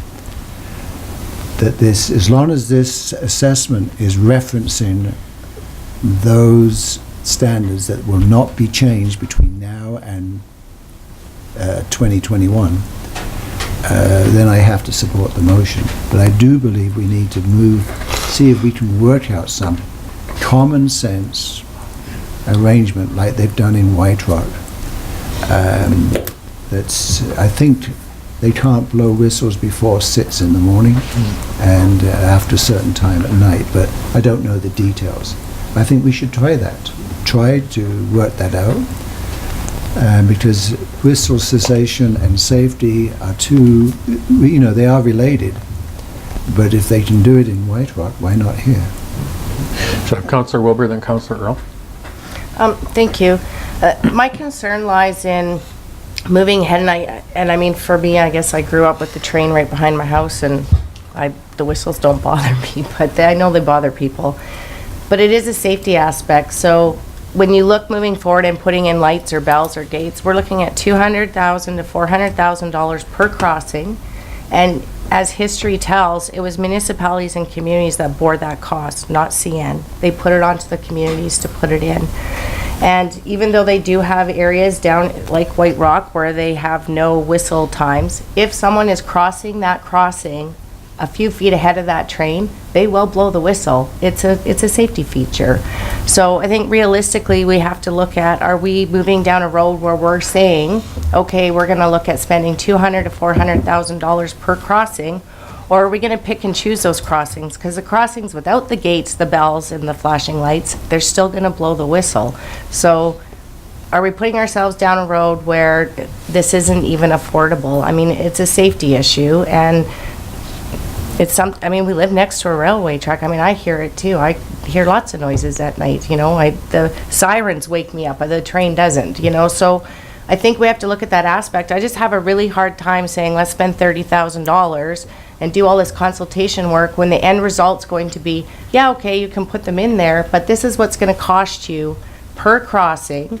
And under the new standards, it could be more. And CN has not paid for those crossings historically in communities. The municipalities have bore it. So I have a hard time saying, let's spend $30,000 because potentially we're going to be spending millions to put these crossings in. So I just can't support it. I mean, I know the whistles bother people, they're loud, but it's a safety issue. So the other aspect is for those driving, when you come up to the tracks, pay attention, right? So there's a certain amount that they pull the whistle, and if someone's coming across those tracks, they're going to pull it again. So there's that aspect too, right? We have to be conscious that there's a railway in our community. I like the tree idea. There's some buffers. There's other things we can do. I just cannot support spending $30,000 knowing down the road we're talking millions to put this type of system in for every road, because I don't know how you'd pick and choose, because you might put one on 17th, but when it gets to 15th, if you don't have that same aspect in, they're blowing the whistle. Thank you. Councillor Earl? Just really quickly, Your Worship. So my significant other is employed in the grain industry, and she's the safety officer for Louis Dreyfus here and in Rycroft. So a big component of her job has to do with track safety, maintenance, things of that nature. So I did ask her about this, and she's advised, and I'm not sure exactly how White Rock was able to swing that deal, because the only exception she's advised with respect to engine whistle signal is, quote, exception, engine whistle signal is not required when manual protection is provided, or shoving equipment over a crossing protected by automatic warning devices. So if White Rock doesn't have the automatic warning devices like which I assume that $200,000 to $400,000 per crossing buys you, I'd be interested to see how they swung that deal, because the notion that White Rock would be privy to an exemption that any other, but they have a locomotive on site there, and they have to abide by the same regulations that CN does. So, thank you. Thanks. Further discussion, further comments on the motion that council move forward with the $30,000 study? Just a comment, if I may. Councillor Wilbur was speaking, that reminded me that for 2 years I lived under the approach to London Heathrow Airport, and you get used to the noise. Yeah. From where I live, I hear the railway whistles as well, but I love the sound from where I live. Go ahead. Just, and Which is certainly, if this was a report that we knew we didn't have to do and wasn't going to be forthcoming, I probably would be able to look at an alteration of this. If it's something we have to do anyway, I will remain supporting the recommendation I put forward, but also with the understanding that I began this process working on behalf of people, as we all have. I have no problem working with administration to pursue other alternatives that may include our ability to say we'll impose timelines for those whistles. I'm not sure whether that's legal, but I would like to pursue that as well, because there's no need for a train to be moving at 1 in the morning, you know, with 2 cars. There's just no need for it in Dawson Creek. And, you know, as I understand it, this was prior to this council being elected, the frac sand operation could be potentially in the middle of our city, and there is a ton more movement of cars at that time too. So we want to find a solution to this. This is really about quality of life as well. So I will support the motion, but I will, and have enjoyed the conversation here today, pursue with administration other options that may include, I think as Councillor Wilbur said, or others, a time. Councillor Parslow talked about the time the trains could run. I'm happy to do that as well on behalf. So. Thank you. Council's, you ready for the question? All in favor? Opposed? It's carried. It's opposed. Kemp, Wilbur, and Javekoff. 7.2, we have report 19042 from the Deputy Corporate Officer regarding a BC Hydro statutory right-of-way at 4933 208 Road. Councillor Javekoff. I'll move that report number 19-042 from the Deputy Corporate Officer, re BC Hydro statutory right-of-way 4933 208 Road be received. Further, that the request from BC Hydro to widen the right-of-way shown on a plan A2673 and registered on that part of the northwest quarter of Section 10, Township 78, Range 17, west of the 6th Meridian, Peace River District, Plan B5093 for compensation in the amount of $1,999.56 be approved, and further that administration be directed to publish the required notice of disposition as required under the community charter, and further that the mayor and corporate officer be approved to execute the documentation required to complete this transaction. Thank you. Seconded. Councillor Earl, discussion? Councillor Lexter? One quick question through to administration. The $1,999.50, is that full cost recovery, or should it be worded in a way that full cost recovery is received from BC Hydro? Sure. Through your worship, I'll just ask Cindy that question. Through your worship, this is the compensation that they've offered for this type of project. So depending on whether it's a distribution line or the type of work involved and the impacts on us, then they give a different compensation. And this will cover any costs that we have for a notification. Just, if I could just clarify that, will it cover all of the costs the city, is it just notification costs, or is there anything further? All I want to know is that the city taxpayer is not going to be on the hook to accommodate BC Hydro. At this time, the other costs involved would have been staff time involved, so that the work I did on the report, so it should still cover it all. Okay, thank you. Good, thank you. Further discussion, further comments? All those in favor? Opposed? It's carried. Thank you. 7.3, we have report 19044 from the Chief Financial Officer regarding your list of investment dealers. Councillor Parslow? I move the report 19044 from the Chief Financial Officer list of investment dealers be received. Further, that Council approve the following list of investment dealers be used in accordance with the City's investment policy. Canaccord Genuity Group Incorporated, Lakeview Credit Union, MFA, Municipal Finance Authority Act, National Bank Financial, Raymond James Limited, and TD Canada Trust Bank. Thank you. Seconded. Councillor Wilbur, discussion? Councillor Earl? I think I have to abstain from this vote, as my employer is one of the, my other employer, pardon me, is one of the investment funds or bidders. Would it be conflict of interest? Brenda? Through your worship, you're not able to abstain. Or, well, step away? Yes. Okay, I'm stepping away.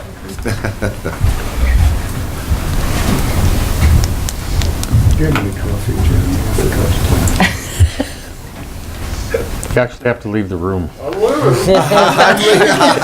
doesn't work to go for a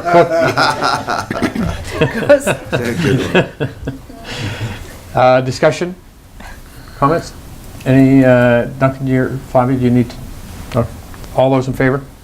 Opposed? It's carried. Thank you. We're good? You're good. 7.4, we have report number 19045 from the General Manager of Community Services regarding request for quotations for noxious weed control. Councillor Parslow. I move the report 19046 from the General Manager of Community Services, request for proposal 2019-05 noxious weed control be received. Further, that Council award the RFQ to MPG Contracting for a 3-year term commencing spring 2019 for the supply and application of noxious weed control on city-owned and leased properties at the hourly rate of $40 an hour for the duration of the term. Thank you. Second? Councillor Earl, discussion? Duncan, can you just give us a quick update on?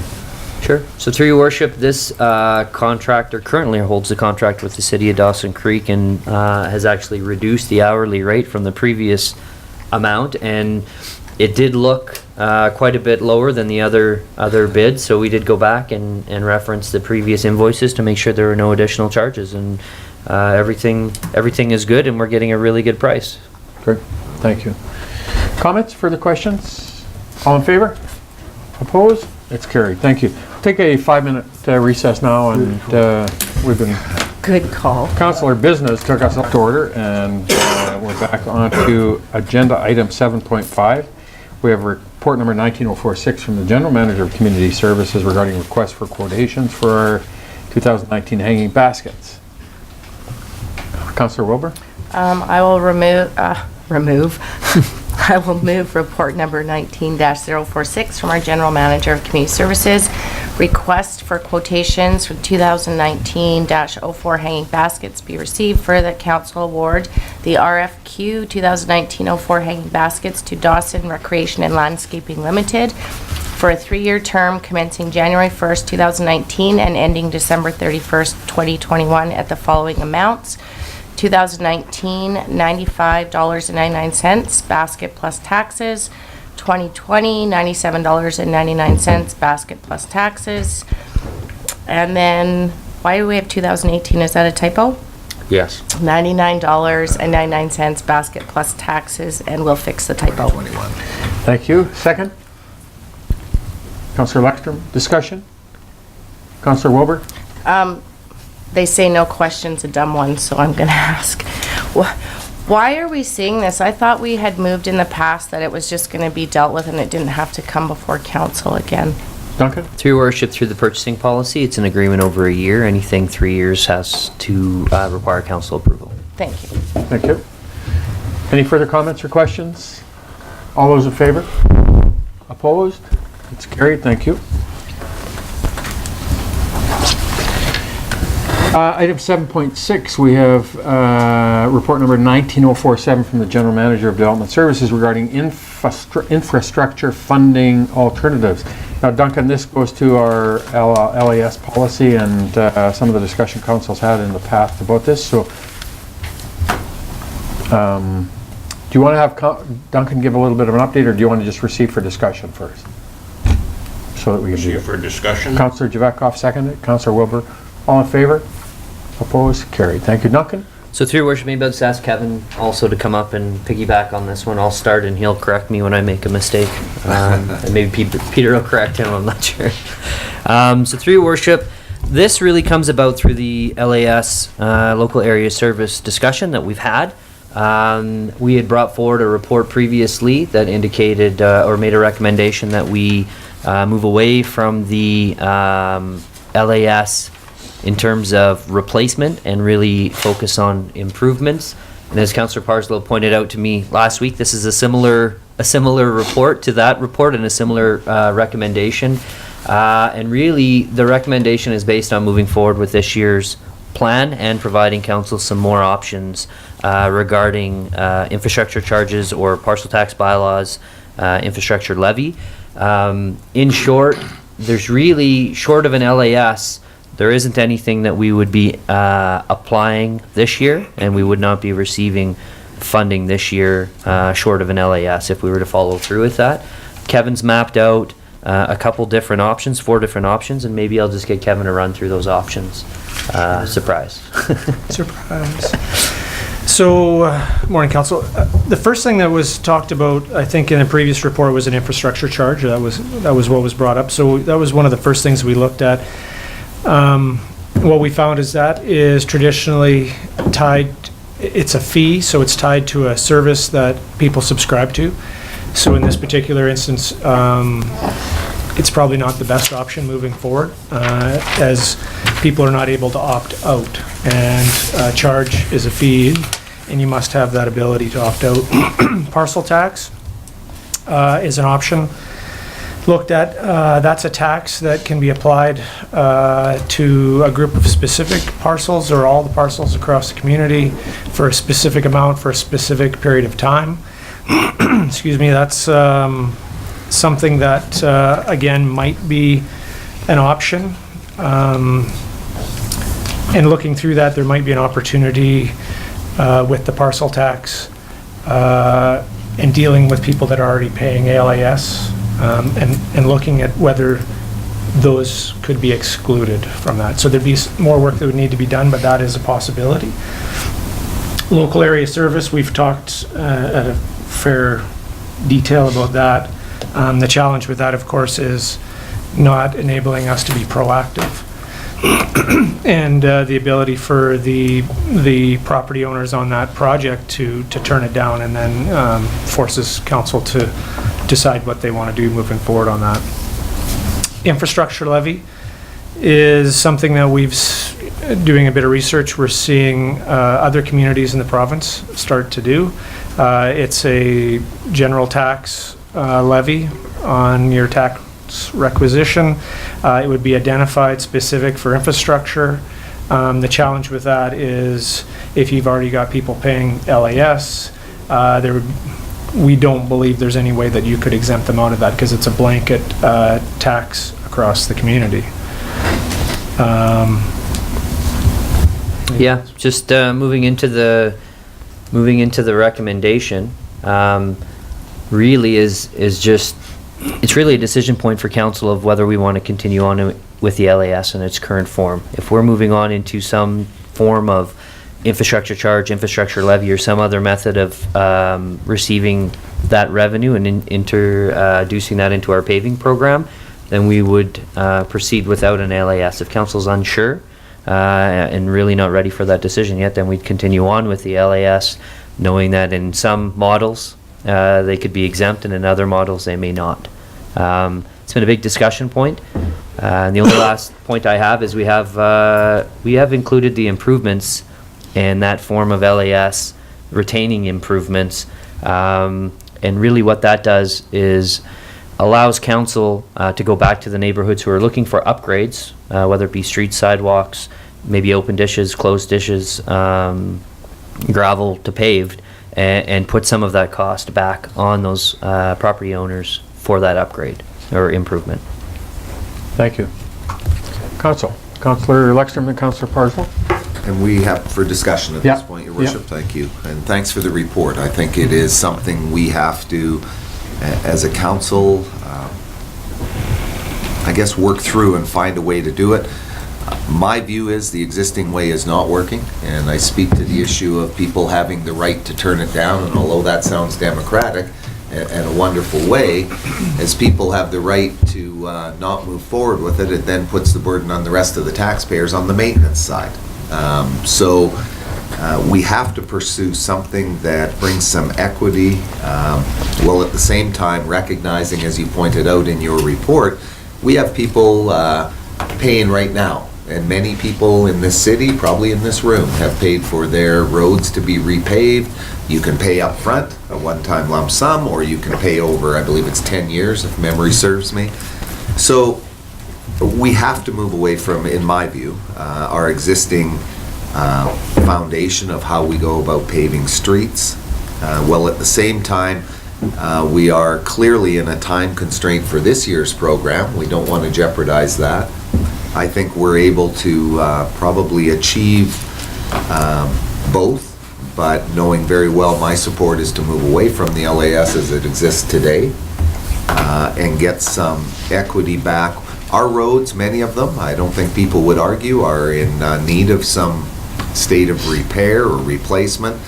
The longer we allow people to turn down, and it's never easy to say I want to pay more money, but if people have the right to turn down their improvement for a road, and as I state, I go back to this, the rest of the taxpayer then picks up all of the patchwork that has to go along with that, that's not healthy for the community, and that's not a way to move ahead. So our LAS policy as it sits, I also think, and I'll speak to this, you're on a bus route, so we don't charge the residents any money. I think we have to adjust that. Maybe it isn't the same amount that we charge a non-bus route because of the heavier traffic on it, but the thought that we're going to look at, I'll use 17th to 19th on 92nd, I believe it is. Those homes enjoy a road. It is beat up right now. I know the road very well. It has to be redone, but to have all of the other taxpayers pay for it and not have the input or the added cost shared by the residents there I oppose that type of the policy. So I guess I'm rambling, but we have to change the way we do business in my mind when it comes to paving roads and how we fund those roads. So I'll hear the other discussion, then we'll talk about the recommendation, I'm sure. Councillor Parslow? For the sake of brevity, Councillor Lettstrom covered all the points I wanted to make. The system's broke, we have to change it, and I really liked the thoughts that the staff have put forward. I liked their motion last time. We've got some work to do, and that's covered in the motion, so I'd say good job, staff, and this is some other further comments. I just get on with the main motion. Thank you. Councillor Javetkov? So I agree the LAS system has run its course. I think it needs to be eliminated. However, I don't agree with retaining it for upgrades. And I guess I'm looking at specifically the Michael subdivision as an example. And we take a lot of pride in our community, and I think all of us are in agreement that we need to look at these areas and get them upgraded so that they aren't a slum, so that we can generate more tax revenue. And if we consider upgrading Michael subdivision as an increased or increasing the quality or whatever and retaining an LAS system, we're going to run into the same problems. We've already experienced it. I mean, we've got an RV disposal site down on 115th. I think we all agree we would like to see 115th Avenue paved. So are we going to continue with the same process where we ask the residents, and if they say no, then we just don't do it? Like the whole LAS system, it has run its course. We need to figure out a different way to get the job done. We've got examples of streets that now have been deteriorated to the point where, they're huge costs to do the repairs. So I don't know, I mean, maybe some things like lighting, I never considered lighting to be part of an improvement, and I don't know how much money is involved there to improve lighting. Maybe that's something, but again, the trouble is that if you go out for a vote to see if the lighting is going to be improved, then you delay the whole project. So you don't do the tender process until you get the response. That takes you into later into the year when you're fighting time constraints for winter coming on, or it's just not a good system. I think we need to get rid of it totally, and I think there's a couple of options there that will work. This parcel tax system if we could implement a parcel tax and not require the people that are already paying up until the year 2026, when all of these existing payments are complete, and then look at an infrastructure levy. You know, I like the idea of an infrastructure levy because that money comes in and it's committed to road work. It's not in there for, you know, to spend on other projects. So there's a couple of viable options there, but the motion, the way it reads, you know, I can't support it because of the retaining the LAS aspect in there. I think, to me, the LAS system is, you know, needs to be changed. Thank you. Councillor Lexstrom? Just a question through to administration on this. As I understand the recommendation that you put forward, it would be done under the LAS, or I guess revised LAS, with the street lighting being optional or whatever. If council chose to look for something different for this year's capital works, being the two majors, 112th and 92nd, are we able to get those accomplished this year still? What's our time frame? I mean, and what impact would that have on these projects? So, through your worship, 92nd Avenue, actually just the tender closed on Friday. So just for context, because Councillor Javetkov mentioned street lighting and just what that cost is, because I saw the numbers on Friday, I can give you an idea. So for 92nd Avenue, that project, street lighting is $91,000 worth of work for that project. So that gives you some context on what the value is. 91,000 for the total project? For 92nd, yes. So what share would So that'd be spread out over top of if we were to go through an LAS for that work, for the improvement portion and consider the streetlights to that, we would take that $91,000, you'd spread that out over top of the properties that front that, and they'd have the option of paying up front or over. So do we want street lighting, or is this, and is it connected to the actual work, the street, So, through your worship, now is the time to do it. If you're gonna, we could always do it later, but there's possibly some road crossings you'd need to do. So it's always, you know, more advantageous to do it while you're in the midst of all the construction.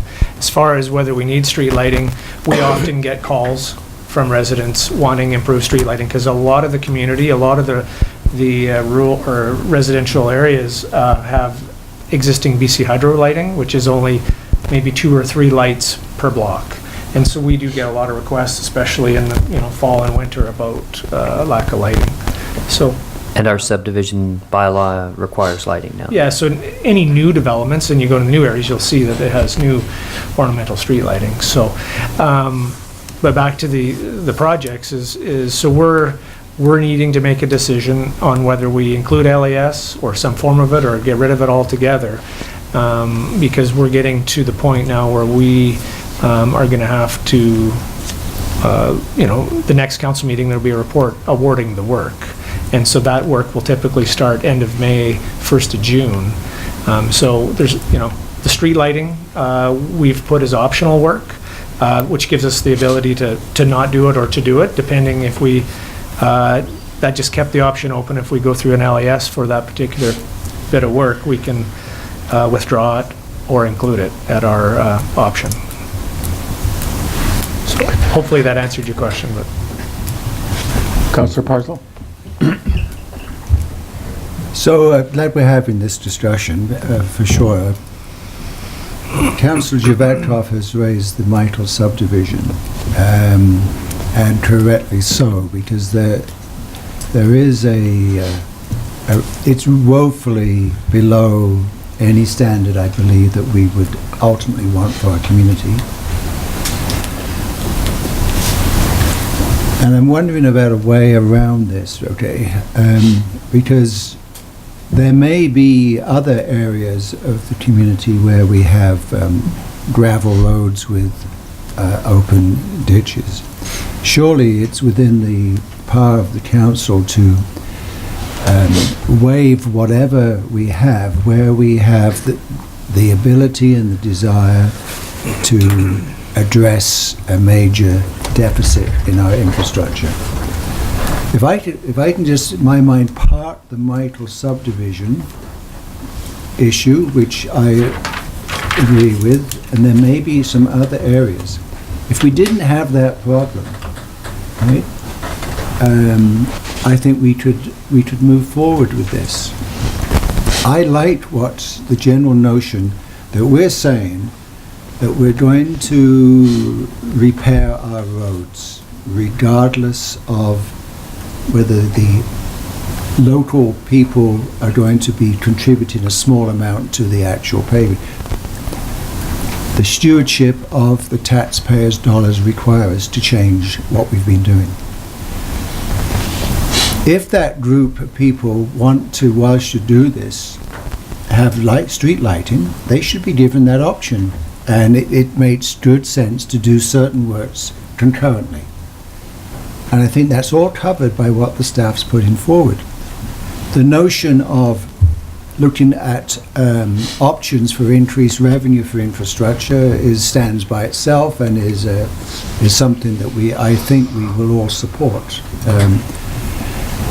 So I'm just wanting some comment in the sense that if we have ways of dealing with real gaping deficits in our system, but that we shouldn't be shaping a policy that covers every eventuality.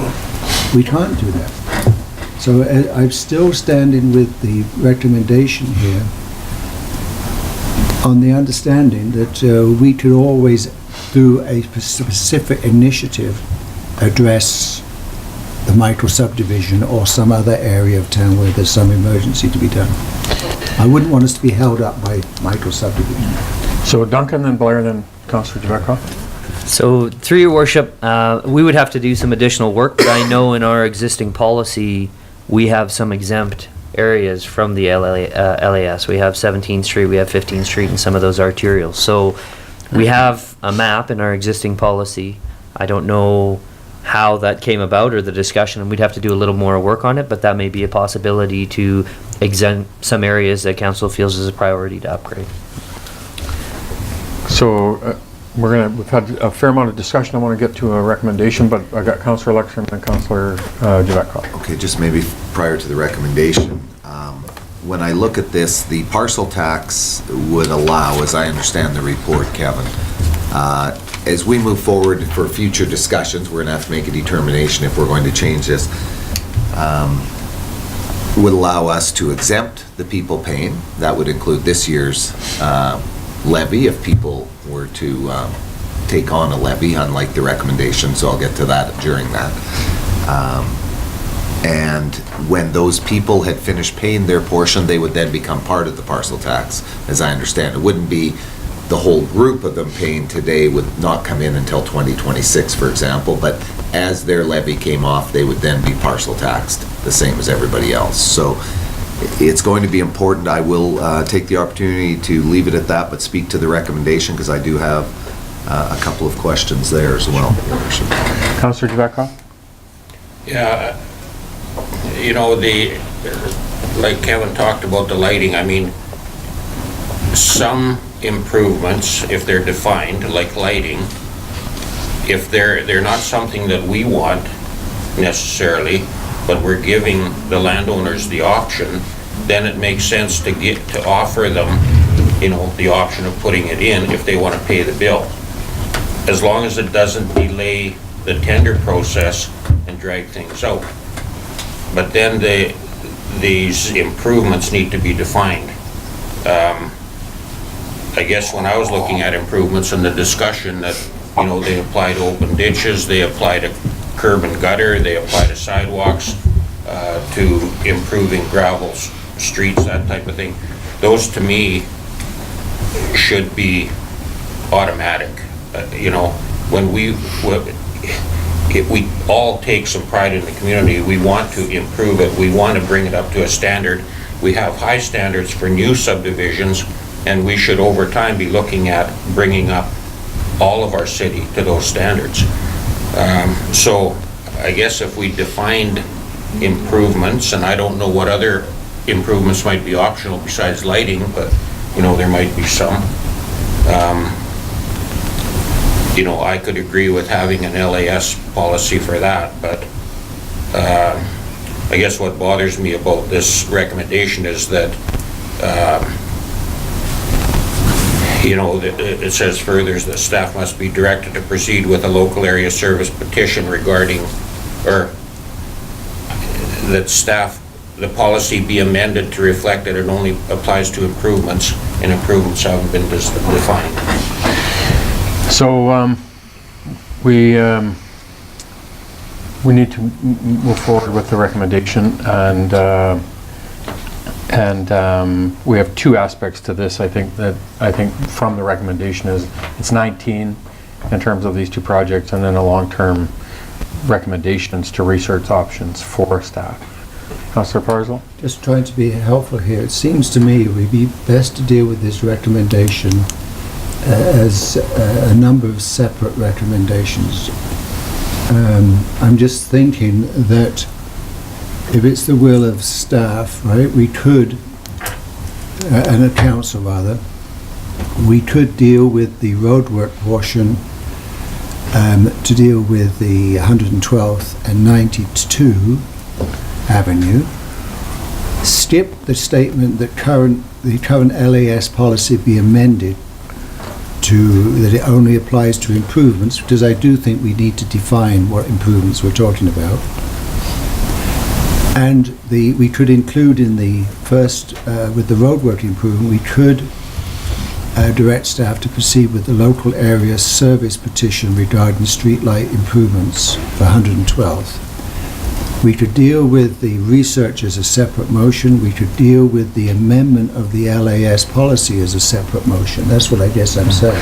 Just trying to be helpful, Yeah. otherwise we get into amendment after amendment. The 2019 roadwork portion and the improvements are the streetlights. Yes. Is there any other improvements that are part of the 2019 stuff that we need to be concerned about? So can I? So those improvements are defined in terms of what the capital project will be for 2019 for 92nd Avenue and for 112th Avenue.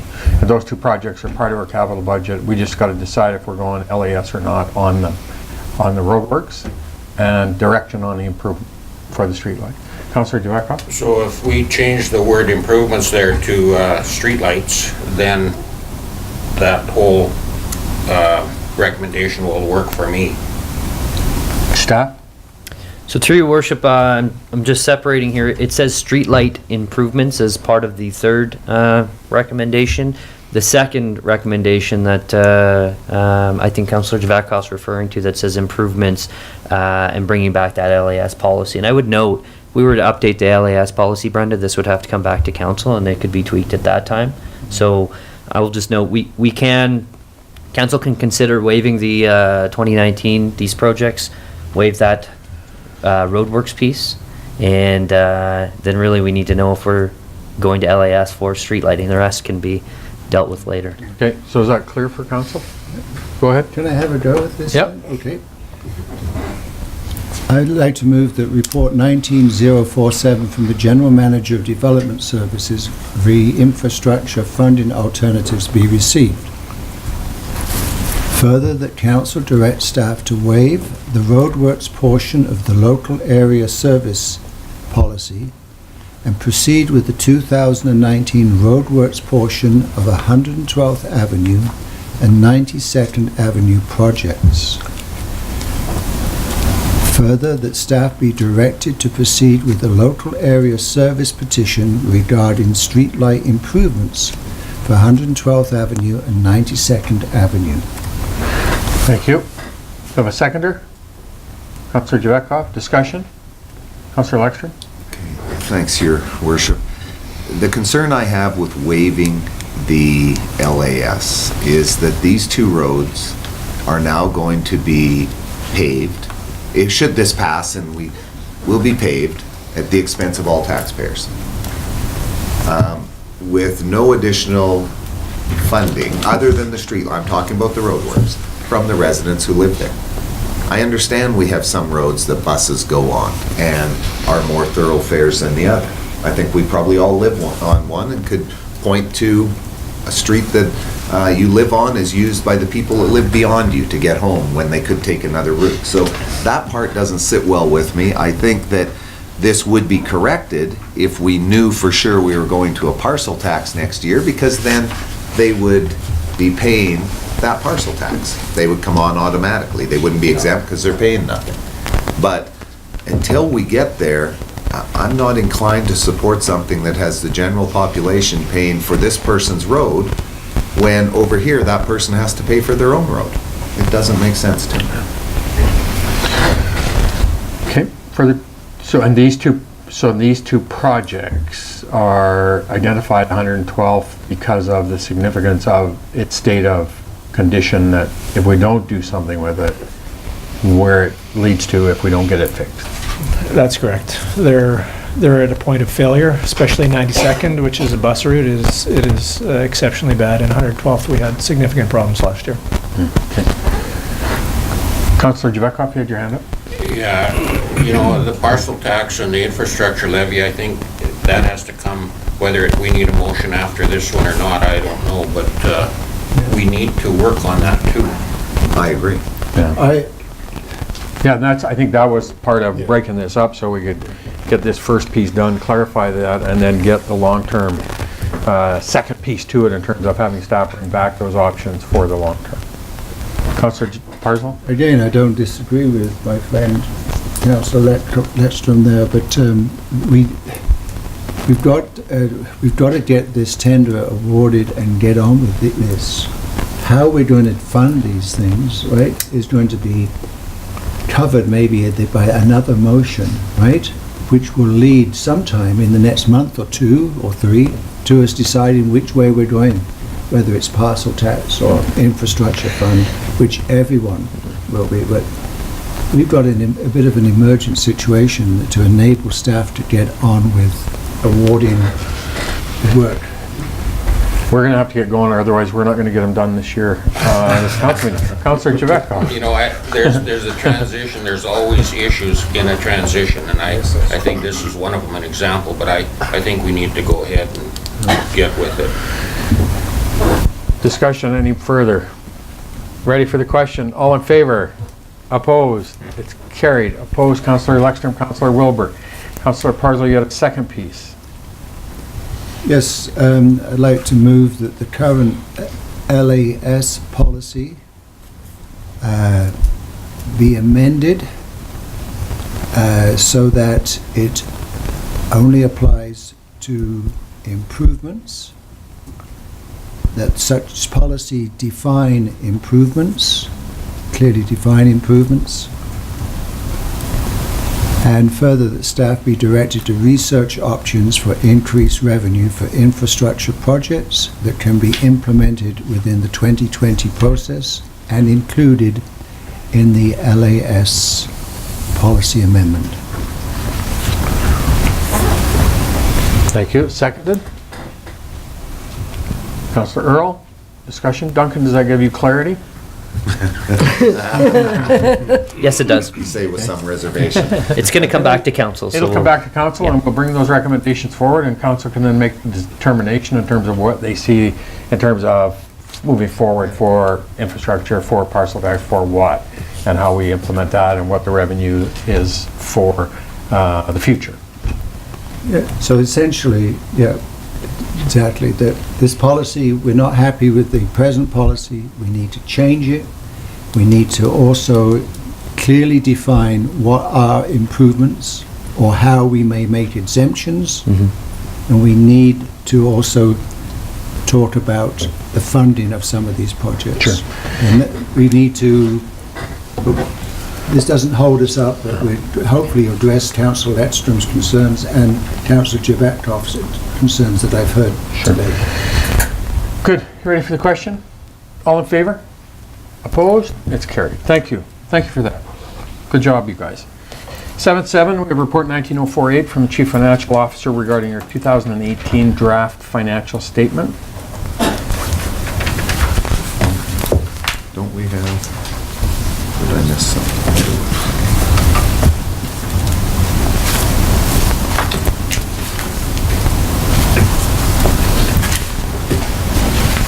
read it?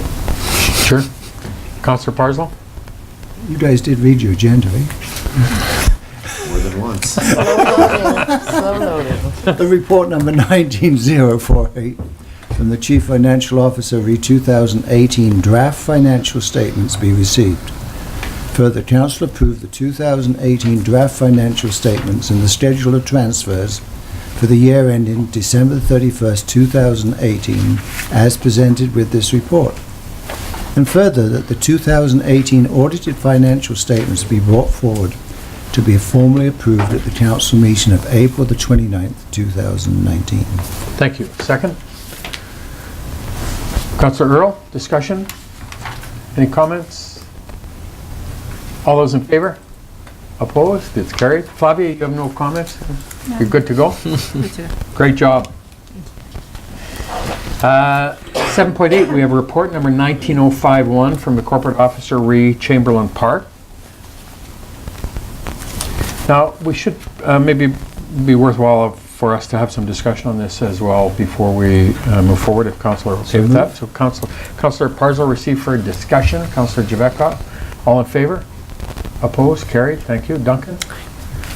Through your worship. So this discussion has been going on for some time regarding Chamberlain Park.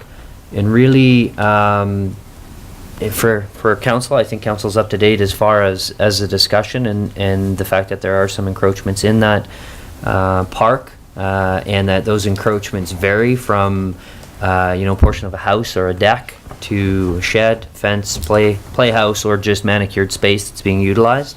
And I think the report indicates the total number somewhere in the 30s. And really, this discussion today and council's decision point today is moving forward. Does council want to allow exclusive use of this space to the individuals living adjacent to it, or would council like to move this space back to public use? And really, if you're looking at exclusivity, which there were some public meetings and the residents did come out and indicated some had purchased thinking this was part of their property and indicated it had been this way for 20 years, you're really looking at a lease or a sale for that exclusivity. And if you're looking at bringing it back to public use, then you could allow something like a Adopt a Park program.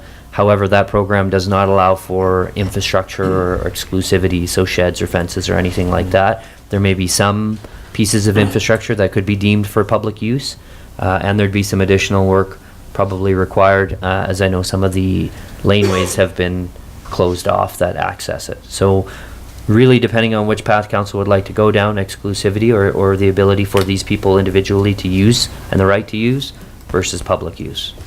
We've had probably, I would say, 2 or 3 community meetings with the residents and the community at large in regards to how the encroachment issues started coming forward to council, and then the aspects of park and definition of boundaries and all of that. So we've had, as I said, I think we've had 2 or 3 engagements with the residents down there. We've moved through it, and it's in fairness to the new members of council, we moved through a series of processes because we had to first understand what were options available to us, because it was parkland, and we've got that resolved now as it relates to the designation on title that where and how we received that land originally. And so now I think today we have the information from administration on terms of public versus private lease purchase. We have some options now, I think, that we can start to move back out into their community to our residents and for further discussion.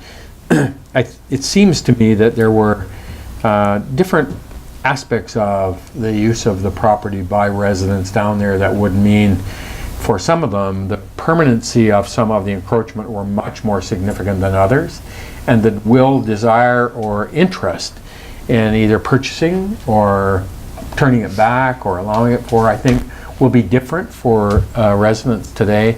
And I think today our next steps would be, obviously, let's move it back out into our residents who we've now got some further information to be able to engage with them and have that conversation, have that discussion, have that a flow of information today back so that people now can understand and give us some feedback in terms of how they see this moving forward for us to be able to then to begin to move it forward in a manner that works for our residents as well. It works for the community as well as works for how we're going to be able to move it in a way that works. And that would just be kind of now having been through that 3 times and having now the residents who have obviously significant concerns, some of them, and others less so. Duncan? I think you summarized it well. Yeah, really, I mean, the discussion has been going on for some time, and council, previous council engaged these residents, and this council may want to consider as we move forward with whatever that decision is, or the options, engaging the public as well. And that's a bit of history. This came forward as a result of the one of the residents doing a bit of a major substantial improvement that occurred in the park itself, and it generated a complaint. And as a result of that complaint, it raised the whole spectrum of property lines and issues that brought it up into a much bigger aspect than I don't think anybody considered. And so, as I say, we've had 2 or 3 engagements with the residents as it's ongoing, and did some work now. We've got this land title stuff, I think, sorted from the parks, because we didn't know when that land was given to the city whether it was designated going to have to be park or not. And so we've got all that resolved now. I think, to me, it's the logical next step is to back into another public meeting with the residents and those impacted by it to get their feedback. Councillor Javeco? I was looking at the plan and the proposed, I guess it's a proposed new boundary, and I guess that would assume that everybody there is willing to buy the extra property. Or lease it. I don't think they will be willing. I mean, if I haven't trespassed, why would I buy an extra chunk of ground that I have to mow? So, looking at the trespasses, we've got a house portion on one, and that would make sense to me to give them the choice of either removing the improvement or purchasing the land that's required to legalize that trespass. The sheds, I don't know what kind of sheds. If they're just garden sheds or something, they could probably be removed easily enough. Fences can easily be moved. So I don't know how many people are going to be willing to spend, $14 or $15 or $8,000 to buy an extra chunk of land. So I don't know what the thoughts are as far as, selling the land, or like, I think there's certain lots that it's the way to go, and I don't think it should be optional. I think they either remove their trespass or purchase the land. Yeah. I think that's exactly the point, right? We just have an engagement with the residents. Some people bought the property with the fence and assuming that the property was all encompassed inside the fence, where there's a whole bunch of that we need to clarify. When you look at the lot sizes here, lot number 1, for example, the addition is another 60% size of the original lot. So is that how big the trespass is, or is it kind of an arbitrary, like, to me, I mean, if the house is onto Crown or onto Park, then you provide the 5-foot buffer or whatever, and that's the amount of, outside of the trespass. Not just give them another, 2/3 of the size of their original lot. No. Duncan? So through your worship, there is a bit of a model that was followed, and that was, I believe, high water mark or riparian area, and a small gap. What was it? Sorry. Your worship. It was just based off of an approximate area, keep them about equal. That would encompass some of that trespass, but the high water mark and riparian area is still further past that. Okay. So yeah, like I say, I think, to me, we've had 2 or 3 engagements, and there's going to be a different view of it by residents, depending on this is significance of the encroachment and the development that's occurred on that encroachment, that as to whether they're going to want to buy it or not, or lease it or whatever. Councillor Parsons? Can I make a motion? Sure. Within the report, under implementation communication, I move that the implementation and communication strategy outlined in the report be adopted by council. Thank you. Second? Councillor Luxton? Go ahead. And just to be very clear, apparently somebody's phoning in. They've been watching us on television, Your Worship. We'll just let that. Emergency warning system. Test. It's probably the test. If it's the same call I got, it's from Florida. The implementation is as you have outlined. To go back, say, this is the work we have done as a city, our administration has brought us this, we want to engage you in this discussion, just to be clear, that's all I'm looking Yeah. for. And I can wholeheartedly support that. No decision point at this point until we engage with the residents, get that feedback, and then council can bring it back and understand the implications and all of that. Councillor Earl? Yes, I think it's a good time now that we've got our options laid out before us to take it back to the public and see their thoughts on it. If I'm being completely honest, my options number 1, sale of land, and options number 2, remove the infrastructure, stand out as preferable to me, simply because looking at the existing leases we're doing, it seems like a lot to be managing and a lot to be handing off to staff. And the adopt a park piece, if people are intending that this be private use and treated like their backyard, that just seems like a not realistic. I mean, you're not going to have somebody coming into your backyard and using your picnic table or your as part of it. So, having said that, I am interested in hearing the public's input and seeing what way forward they would prefer. Perfect. And we will set a date as soon as possible. Okay, thank you. Further comments, further questions? All in favor? Opposed? Carried. Thank you.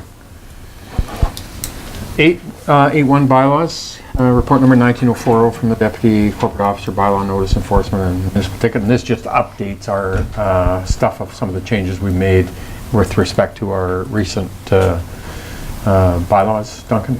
Yes, sir. Through your worship, and I'll look at Cindy, but this is just reflecting the changes regarding firearms and weapons and some sign regulation. And did I miss anything, Cindy? Yeah, just No, the parks. and the parks bylaw. Thank you. Councillor Parslow? So move. Thank you. Seconded. Councillor Luxton? Discussion? All in favor? Opposed? Carried. Thank you. And report 8.2, report number 19049 from the Deputy Corporate Officer regarding our solid waste and recycled material amendment bylaw. This comes as a result of the discussion we had on the damage to the carts and the recycling carts. Councillor Javeka? Move this one for discussion. Sure. Seconded. Councillor Earl? All in favor? Opposed? It's carried. Thank you. Go ahead. So I'm not in favor of the recommendation here as it's written. We're talking about amending a bylaw to require placement of a garbage can between 5 and 7, and like the bylaw we have is fine. I think people have to take responsibility for their property, and the garbage can is considered their property, and I agree if the city damages it, the city should pay for it. If WM damages it, they should pay for it. But if somebody steals it off somebody's property or runs over it, or for whatever reason, to go into a long investigation and all that stuff, to me, it doesn't make sense. You got to look after your own property. If we're going to pay for stolen garbage cans, then how about my lawnmower if somebody rips it off? So I don't agree with it. I think we should leave it as it is, and I think I looked up the definition of common law today, and it refers to established principles, and I think, if you damage it, you pay for it. I think that's a good principle. Yep. Councillor Parslow? Well, I was surprised with the results of the research that staff undertook. First of all, first comment. The second comment is if we were to enact this, I would be expecting that on a random basis, the work schedule of bylaw officers would be amended so that their workday from time to time would include spot checking throughout the community, because the practice of putting these carts out before you go to bed the day before is common. It's all over the place. And if our bylaw officers can't have their workday adjusted to do some random checking, then we can't monitor this at all. So I'm assuming that you've already staff has already thought about that. And is that correct? There would be some nighttime checking. Duncan? So through your worship, right now, as the bylaw is written, the day of, so 12:01 a.m., a cart can go out, and we don't check in the middle of the night. It's really, the bylaw is written in this fashion to give us the ability to say, here's the time frame in which it should be put out, and if it's outside of those parameters and something happens with it, we have that ability to go back on the homeowner to say it shouldn't have been out at that time. But we don't spot check, and I believe, and I'd ask Cindy this as she worked on this very closely, I believe the proposed timeline now is from 5 a.m. to 7 p.m. I believe. 7 a.m. is when those carts are supposed to be out. However, this policy or this change amendment would apply throughout the day, because typically we found there isn't as much damage or there isn't as many issues throughout the day as there are in the middle of the night or in the evening before. Go ahead. Yes, so I'm aware that putting it out at 12:01 is perfectly within, but I can assure you it's before people go to bed, and most people put it out that I've seen in the evening before. But you didn't answer my question. Is there going to be some spot checking? Because without enforcement, there's no point in us having this bylaw. So through your worship, no, we would not be spot checking at 5 a.m. To 7 a.m. It would be if we were reactive, and I think the point regarding a police file being required allows us for that time check as far as when the incident occurred. Thank you. Councillor Luckstrom? Speaking to the recommendation, and the issue arose because somebody's can was damaged negligently, not at their fault. I have some concerns. I think we should actually work with our public to replace some of these if it was not at their fault. If the city damages it, if waste management damages it, and if there is negligence involved. The concern I have, and I'm 100% in support of that, is allowing our director to have that ability to work with the individual. We have an incredible staff team. It isn't going to be up to council, I hope, that says we're going to replace that garbage can, but not that one. That's not what I read in here. But the times, I agree with Councillor Parslow. We all live in this town. People, if they're going to bed at 9 at night, are putting them out at 8:55. They're walking them out. And unless I've seen or I can get a report that that's causing problem, I certainly understand on snow removal days. I mean, I've seen street sweeper days where we've gone and swept some streets already, which is wonderful, but the garbage cans were out and we're missing part of the sweeping. So that's just things we got to work on. This is kind of relatively new in our city, what we're doing. But the idea of only between 5 and 7 to put them out in the morning, it's, boy, I'm concerned with that. I mean, you can see having to have them off the street, I believe, by 7 p.m. And going, you know, there's people that don't get home from work until after that. That's another concern. So we're going down the right direction to find a solution to the issue that was brought to us, but maybe we've gone over the top on this solution. So I'm in support of having the ability to replace garbage cans. I don't think we're going to have a run of thousands of garbage cans being replaced, but every so often people are going to encounter this. And our management staff will evaluate it and make their determination based on the information they get. But maybe a little more work based on the timing may be something I would suggest we want to look at. Is there a problem, I guess I will ask this and then I'll sit back. Has there been a problem with them going out the night before? Maybe it's something I haven't seen and I'm just missing something. Are we running into that? That was the issue of they got run over during the nighttime because the carts were out. So if they're out there along the street in the dead of night, the vandal will come and pick them all off, right? And so if they're out at 5 in the morning, you eliminate and minimize the risk that they get when somebody is going to do that deliberate type of vandalism with their vehicle. Okay. So I think that's the reason for the 5 a.m. Okay. Yeah. Councillor Wilbur?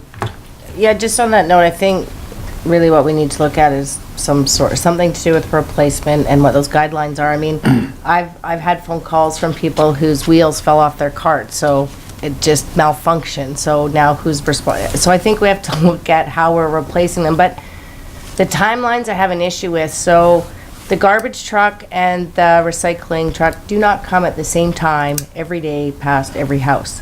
They just don't. I've had people miss recycling pickup. I've had, like, it's an issue. And I know for some of our seniors, they put it out the night before. They're not going to get up. They are not always out between 5 a.m. and 7 a.m. to put it out. So they put it out before they go to bed. So, I mean, I guess we have to have some leeway and adjustment in looking at that because people's schedules are different. But I've had people put it out in the morning, and staff knows because the truck did come back. But 2 pickups in a row, nobody got their recycling picked up. So, and they had put them out in the morning. They missed the truck, right? So then the truck did come back. It got rectified. It's all great. It was dealt with. But that, I'm sure that's an issue on other streets. And I know that past my house, the trucks do not come at the same time every day. So they're not on either streets either. So now it's a hit and miss thing. So the time issue I have, I'm not sure how we work that out, but I think really what we should be just looking at is how are we going to deal with damaged carts or stolen carts or malfunctioning carts. I really think that's the issue that was brought forward. Councillor Jabecka? Well, I'll make a motion that we replace carts that the city damages or that Waste Management damages or that are faulty due to construction purposes. Seconded? For a second time, seconded Councillor Wilbur. Discussion. Councillor Jabecka and Councillor Kemp? Well, I think this, applies, it puts the issue on the owners to look after their stuff. I mean, if you put it out, if you take that risk and you put it out there and it's damaged, it's not the city's fault, and I don't believe that the taxpayers should be paying bylaw officers to go and do investigations, and I don't believe the RCMP will really be excited about providing a file for a broken garbage can. This motion basically, we leave things as is. I mean, it just makes sense. If we damage it, we replace it, or the Waste Management is our agent, or if there's a flaw in the container and it falls apart. Thank you. Councillor Wilbur? Just to that though, if there may be where there's a police file number because of damage, so for instance, that neighborhood, the whole street got whacked. So if there is a police file and they do apprehend someone and charge them, the owner of that cart has the ability to apply under victim services for that loss. So I think maybe that should be included in there, because if someone's apprehended and charged, found guilty, through victim services, the owner can recoup that money. But we're not suggesting we're going to have any responsibility to that at all. No, but it was just if there was a file number provided in there, it's in here somewhere, that if there was a police file number given, then the city would replace the cart because we know there's an ongoing file. I'm just saying, we add that if it's on the onus of the owner to say I have a police file number because my property got damaged. The motion is we're only replacing them if the city damages it or the Waste Management damage it. We're not. Or if there's a faulty flaw in. Well, I know I seconded the motion. I'm just asking Councillor Jabecka in his motion, is that? I don't agree with the taxpayers having to foot the bill. It's the same as any of your other property. This container is just one of your pieces of property. You know, if somebody damages my fence, do I go to the city to have them pay because somebody damaged my fence? No. Okay, I think we've had lots of discussion. Motion's clear. You ready for the question? I think. Hey, Councillor Kemp, sorry, go ahead. She One last time. answered kind of my question, but one thing I was going to say is the time constraint. I have a problem with it. I myself work as early as 5 in the morning, so to get my garbage count between 5 and 7 limits, I also go to work as early as 4 in the morning. So I have a problem with the time constraint. Okay. I'm putting it out. All those in favor? Opposed? It's carried, thank you. And that's it for our bylaws, mayor's business. So I'll go through very quickly. We had a Spectre venue management announcement where we've announced the Edmonton Oil Kings and the Prince George Cougars are going to be coming to Dawson Creek in September for a 2-day exhibition series on Thursday and Saturday, September 12th and 14th. And very cool kind of initiative that we've got with partnership with the Edmonton Oilers Entertainment Group, and it's a really good opportunity to have one more major event in. We had a week ago Thursday the Peace River Local Government Association meeting up in Fort St. John after the Peace River Regional District Board meeting, and it's just one more opportunity, or the opportunity for us to get together as local government from and within the Peace River Regional District to have a bit of a hosted event where it's a bit social and a bit business. We talked about resolutions and we talked about kind of initiatives that are going on within the region, and so thank you to Councillor Parslow, Councillor Kemp, and Councillor Earl for attending. And it was good. It was a very good evening, and it was a chance to interact with our fellow councillors and mayors and regional district directors from around the region outside of a business environment. Weekend before last, we had the Kiwanis Home and Leisure Show. I really want to express our appreciation to Kiwanis Club and all the volunteers who work hard to put on that event at the event center, and again, appreciate everybody coming out and supporting it.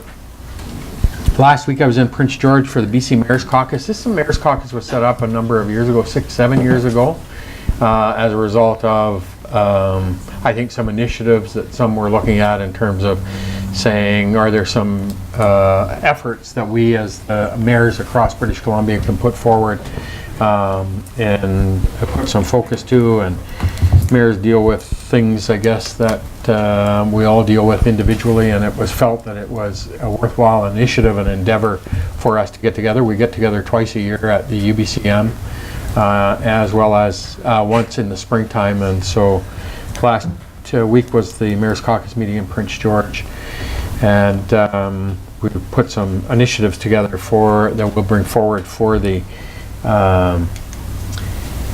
UBCM convention. We talked about social and economic opportunities, the conflict of BC Climate Charter, and how that's being driven and impacting sometimes the aspect around economic development and the components around and impacting different communities in a different way.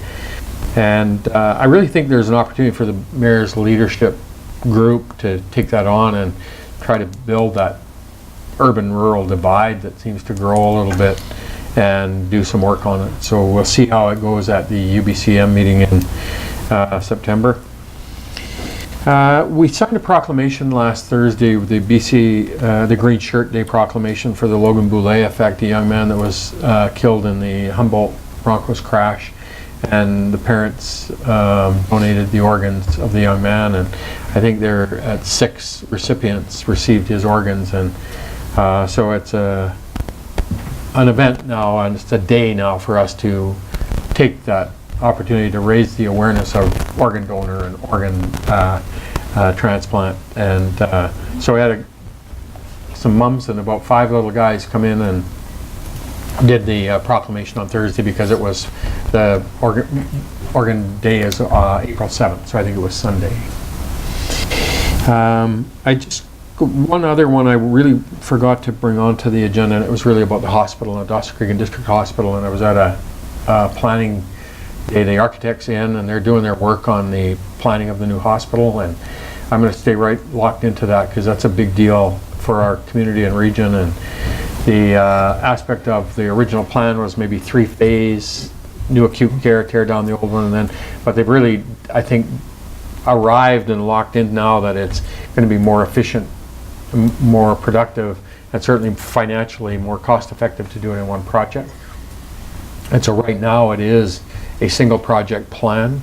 I think the original thought was along 110th and 13th Street where the parking lot is to the health unit. And then they'll build and then tear down the old hospital, and that old hospital location will be used for parking. There's some corridor stuff, so they're locked in with us and staff, and we're not sure whether they can make it work there or not in terms of that, because there's a major utility corridor that runs along that property. And another issue that they're going to have is parking potentially, because if they build it on the parking lot, then no parking. So anyway, we're going to stay right locked in with them on it and make sure that we're involved in it. And honestly, I'll keep you guys in the loop on it, because there's a whole bunch of that that's very important for us. Councillor Javeka? That was the question I had. I had questions whether we're getting a wing like we originally talked about, or the whole hospital.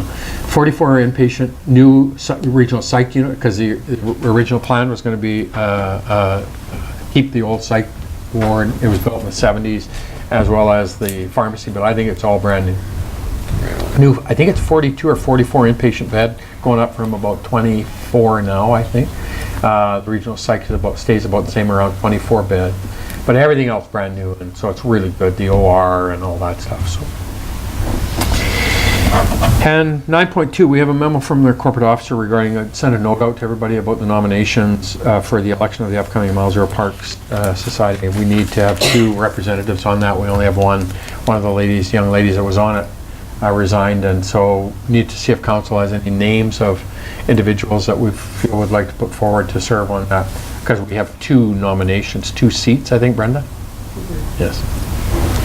So if council could give that some thought, and if you have any people or names of people you feel would be worthwhile for us to put forward, I'd like to get that. And it's not mandatory, but it's really good for us to have our 2 seats on it. Councillor Javeka? Do we need to move to reaffirm Christy Rose? Through your worship, that's not necessary. The nomination continues until that person is no longer on the board. It wouldn't hurt to do that. I was just thinking if we could get a second name, I'd like to have 2 on there if council have, and then we could reaffirm them both at the same time. Through your worship, we could put out a call for expressions of interest. Could advertise that, and as well as council seeking interested people. And then we'll reaffirm the names once we have them, if we can get a second name nomination for it. Okay. Good. Brenda? The only concern is the timeline. The AGM is this week. So our name can be presented after the AGM. It's in their bylaws. Yeah. It's just better to be presented. I'll make a motion that we reaffirm Christy Rose in the interim and look for another candidate. Okay, thank you. Second? Councillor Earl, discussion? All in favor? Opposed? Carried. Good, thank you. That's it for me under Mayor's Business. Diary? Sorry, go ahead, Councillor. Can you shed some light about the interprovincial meeting on April the 17th in Wembley? So we get invited every year there's an interprovincial meeting put on and it's usually done in Grand Prairie with the County of Saddle Hills, our County of Grand Prairie and Grand Prairie. And so it's basically just like the PRLA, it's an event that's usually social in nature, just brings everybody together, give you a chance to meet some of our colleagues from northeastern BC and northwestern Alberta. And it's usually a fun day that they put on some stuff, and but there isn't anything usually formal to that normally. What day is it? I think it's April 17th. April 17th at the Philip J. Curry Dinosaur Museum. Yeah. Same day as 100 Men. Yeah. So, yeah, good. Brenda? There was a request from delegation. Oh, Colby, yes, from the Dawson Creek Junior Canucks, and request that we readjust the fees that we're charged.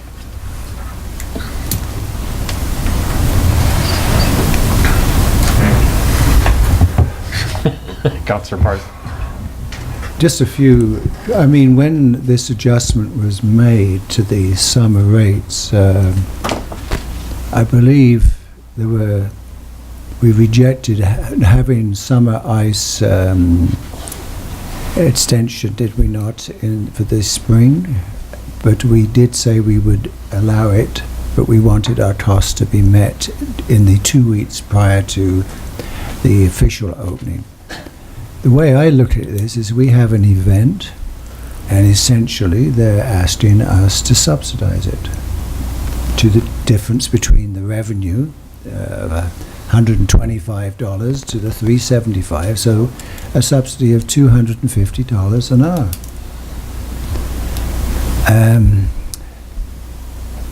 I appreciated the gentleman's is the way of adjusting this, and I think he was proposing that we basically share the cost out by increasing the rate for the balance of the year. That's how I understood him. And you know, Harty's important aspect of our community, as are many things, but let's focus on Harty for the moment. And I like the idea that, well, this feeds people into the Harty thing. So I was wondering what it would cost as a cost adjustment to the hourly rate to subsidize this event, if you follow my drift. What would it be over the balance of the regular ice season if the hourly rate was adjusted so that we would recover the $250? Just a thought, if there's any interest in that. But I personally can't subsidize an event like this for $250 an hour. But I'd like to see if there's a way of solving it. We would adjust the policy that we have on our fees and charges, because our fees and charges address the rates that they charge and are charged for that user fee. I don't know if you can answer that. So is it a $5 an hour change or what? We wouldn't have that. Go ahead. So through your worship, exactly, this is a fees and charges bylaw, and it was updated as a result of some of the strategies council identified as we move forward into this budget. We did identify summer ice as full cost, $376 an hour. Spring ice, if you recall, there was some discussion around provincials and the ability to host those different events, remains at the existing amount. So it was just summer ice that was changed. Based on their numbers, in 2018, and I can't verify this, it was $6,250, and the proposed 2019 rate would cost them $18,000. So approximately a $12,000 either grant, or you'd have to amend your bylaw in order to accommodate that, which you could if council chose. You do have time. However, it's either a grant or an amendment, really, is what they're asking for. Councillor Earl? No, that's my question. Thank you. And sorry, I didn't answer fully. I don't know. I'd have to look at all of the hours of usage and divide that $12,000 into the hours of usage at the arena and have all of the users at the arena subsidize this event. But okay, Are there other events? Yeah. Councillor Earl, then Councillor Dubecko. So not only this event though, but because it would be the 2 weeks leading into the regular ice season, you'd have to look at what that rate would be for everybody over that 2 weeks divided by the regular, 126 hours times $376 an hour is the minimum we would require before we would put that ice in. Okay. Councillor Dubecko? Yeah, this is another community thing to me. I mean, you know, rather than come to the city for a grant, you can do fundraising. You know, there's lots of options. If you look up fundraising on the internet, you'll come up with about 1 million pages of opportunities. So, you know, we've already settled these budget issues with relation to the summer ice, and I don't see where, backing off and providing a grant was, otherwise, why do we go through the process? Thank you. So I'm not seeing a motion, so we're all good. Diary? Nothing? Nothing to update, Your Consent Worship. calendar? Couple letters? Motion to receive consent? Councillor Parslow, Councillor Wilbur? Oh, okay. I So- wanted to comment on that letter from Kitimat. Go ahead. I would just actually like to move that we write a letter of support. This was passed at NCLGA's AGM here in Dawson Creek, and it's been slow moving, and so I would like to write a letter of support to have this program reach the final stages and be implemented.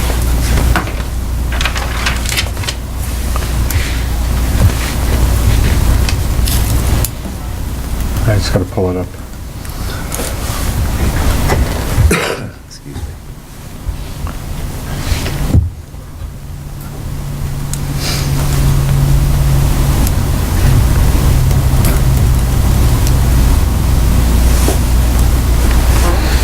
Okay, so you're making a motion that we write a letter of support?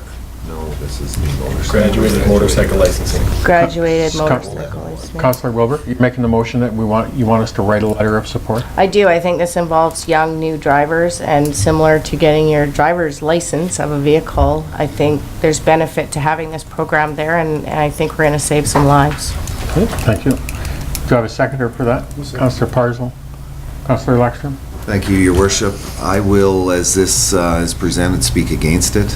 We have a graduated licensing program now. This refers to actually the size of motorcycle a person could be on. Our graduated licensing, when it comes to vehicles, does not dictate that a person has to drive a 4-cylinder or a 6-cylinder or an 8-cylinder. It's worthy. I think we have to do it. There are numerous things that happen on motorcycles, but if you're going to be irresponsible on a 2-wheel motorcycle, and I've driven one for many years, you are in as much trouble driving a Honda 250 as you are driving a 1000 street race bike. So I'm well-intentioned, I understand it completely, but this is not the way to solve the issue, so I will not support that motion. Thank you. Second, Councillor Kemp? I just have a question. As someone who has their motorcycle license, isn't there a skills test that has to be done too prior to getting your learners? If I remember, it's been a couple years since I got my license, but you still have to do a skills test before you get out. Yeah, when you get your learner's Yeah. license for your motorcycle, you take it on a test. Yeah. They just don't give you you don't go write the test and you go driving. Yeah, just the way it's worded here. I'm like, wait, because there is a skills test you also have to do. Thank you. Further discussion? Ready for the question? All in favor? Opposed? It's defeated. Thank you. Wait. Sorry, I All those in favor? Opposed? Defeated. 4-3. Opposed was Parslow, Earl, Everybody but Parslow and Wilbur. Javetkov, Parslow and raised his hand during the Blackstone. opposed point. I was opposed. That's what Yeah. I said. Yeah. Thank you. Okay. And strategic priorities? Nothing to update, Your Worship. Media question, Austin, anything? Sorry? Thank you. Brenda? Sorry, through your worship, we didn't get a motion to receive the consent calendar. Oh, I'm sorry. Consent calendar, please. Councillor Lexstrom, seconded Councillor Kemp. All in favor? Opposed? Carried. Thank you. Motion to adjourn. Councillor Wilbur, Councillor Kemp, all in favor? Opposed? Carried. Thank you. See you at 1 o'clock. We'll get started. Good afternoon. We'll now call the budget meeting for Monday, April 8th to order. First item of business, review of items for discussion. Is there anything there that we need to do? Minutes of our budget meeting of February 25th for adoption. Councillor Wilbur, Councillor Parslow. Any errors or omissions in the minutes? All those in favor? Opposed? Carried. Thank you. So the item of information today is our reports for our 5-year financial plan, report 4.1, report number 19043 for first item.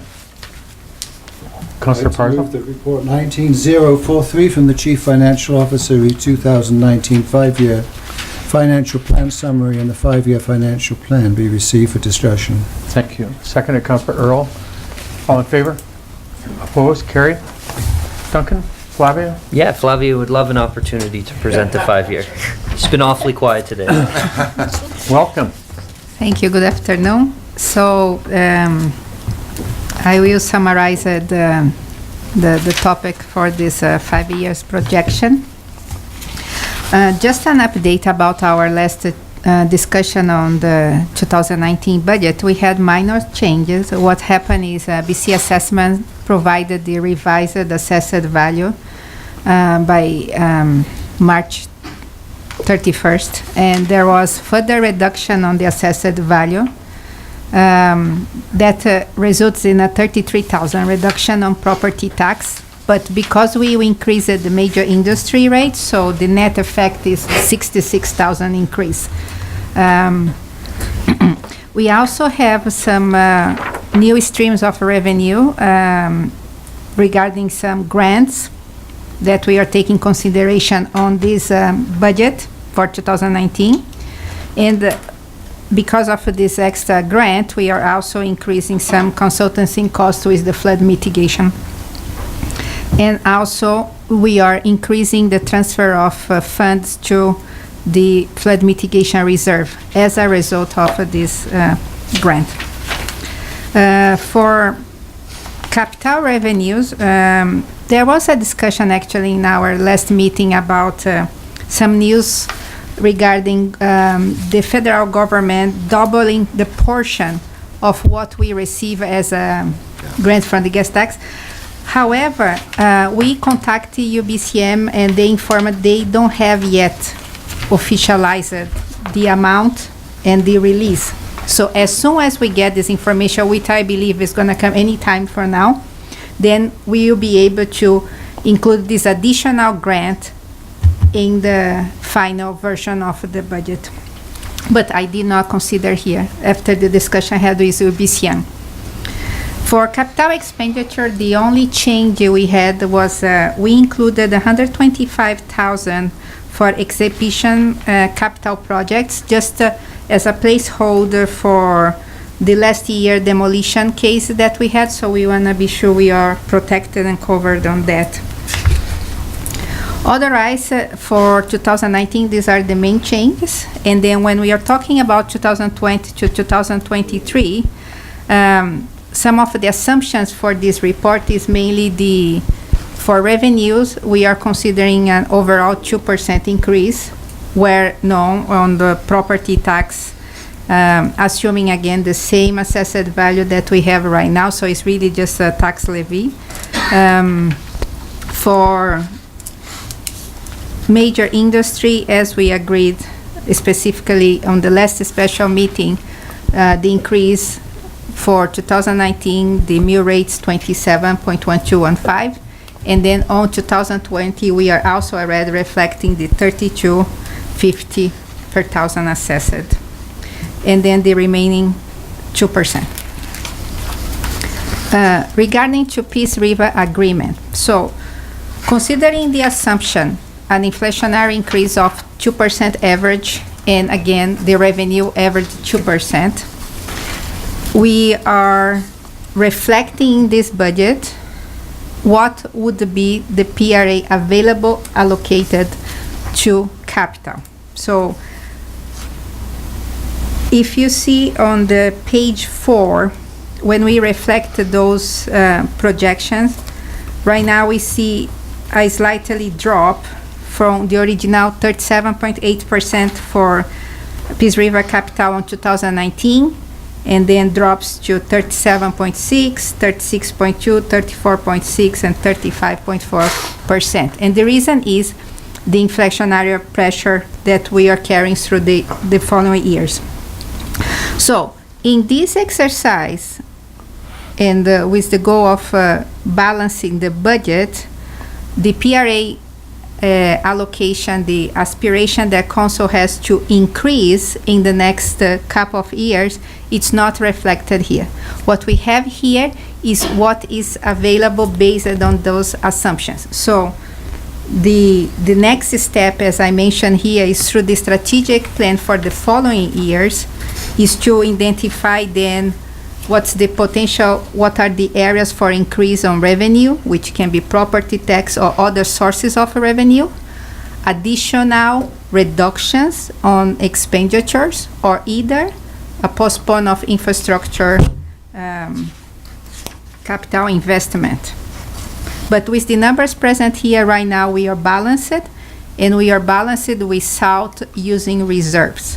This is only with actuals generated through revenue and expenditures. Also, management, we reviewed what would be the projection of capital projects, again, assuming what is available on the PRA through this method of allocation. And on page 6, we summarized where it's planned to invest in the next 5 years. And that is mainly the summary for the 5 years. Sure. And so the only comment I will add is just a question that's been asked, I was asked here, and I'd like to just address or get ahead of, was why we would approve the 5-year plan prior to the strategic planning session that we have on Wednesday. So the plan itself reflects the decisions that have been made to date. Every decision council has made, and council has shown some aspiration to look at the PRA and that allocation and possibly increase the amount of allocation to capital.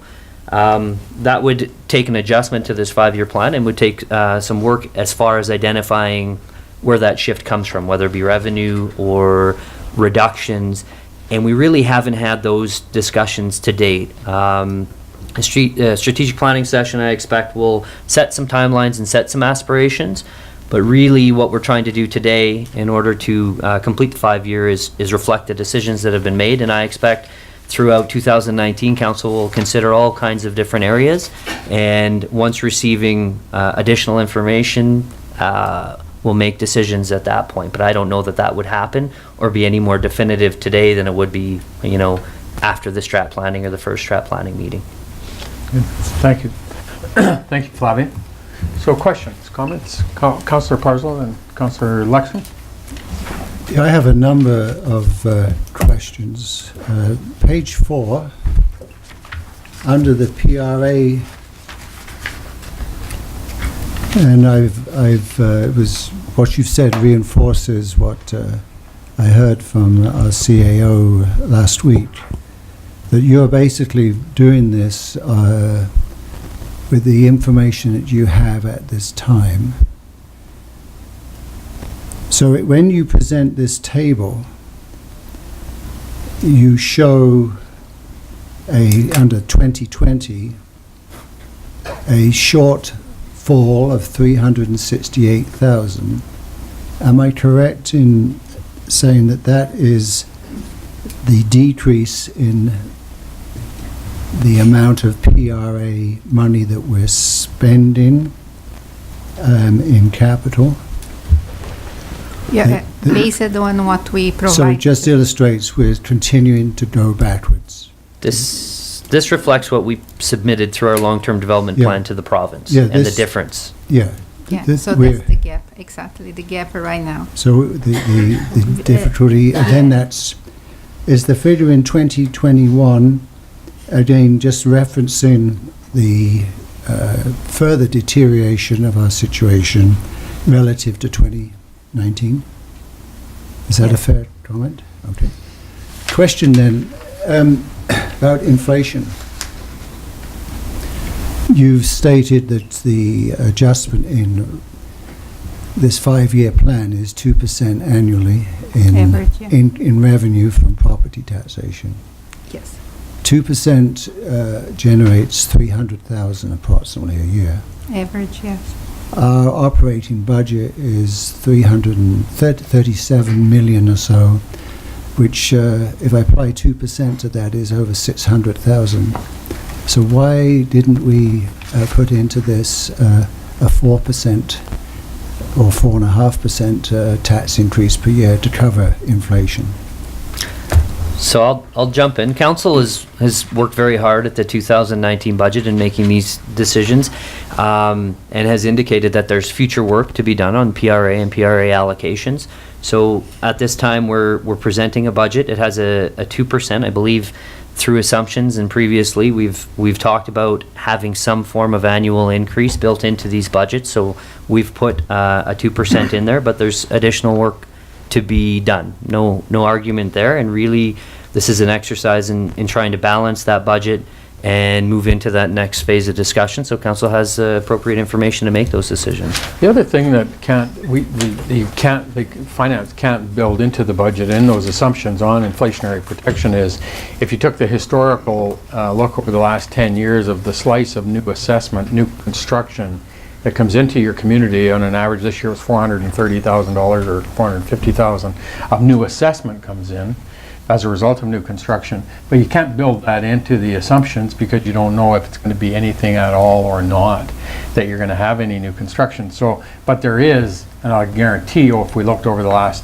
10 years, the average increase in new assessment, new revenue that come as a result of new construction that didn't exist the year before, I'll guarantee it's 2 or 3 or 4% a year annual.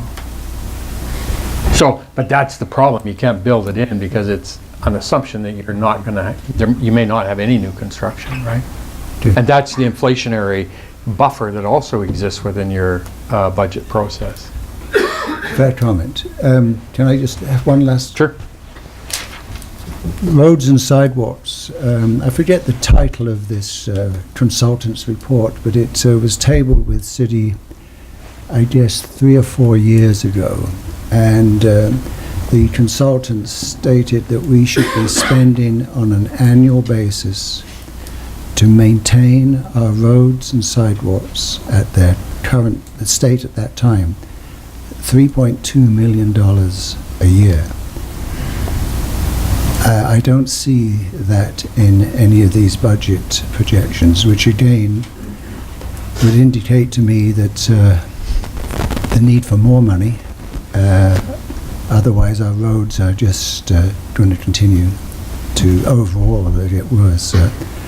So again, the decision, the recommendation is I don't want to say ignore that report. That's not my intent. Is that we develop a 5-year plan that does not choose to reflect that amount of money in any of the years. So how are we doing? What is the thinking about how we deal with our roads and sidewalks situation? I'm just identifying that because that's one report that was cited. You know what I mean? We're just getting. We're not acknowledging that difficulty in this 5-year plan, I guess I'm saying. Okay.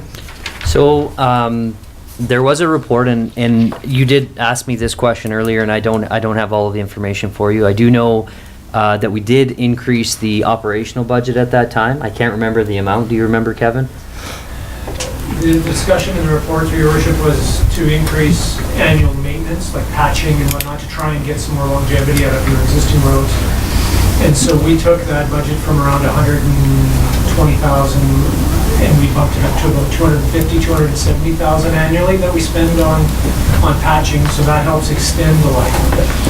And then the annual capital program is what it is. Yeah. Now, as far as this budget, we have to balance this budget. So if we have a $10 million paving program, that has to come from somewhere else. So it becomes an exercise in balancing the budget until council makes those definitive decisions. That's fair comment. Thank you. Councillor Lexton and Councillor Earl. All right, thank you, Your Worship, and through you to Flavio or Duncan. Just a couple, I'm just going back here so we follow through. I want to start with one of the things that I raised earlier with our CAO.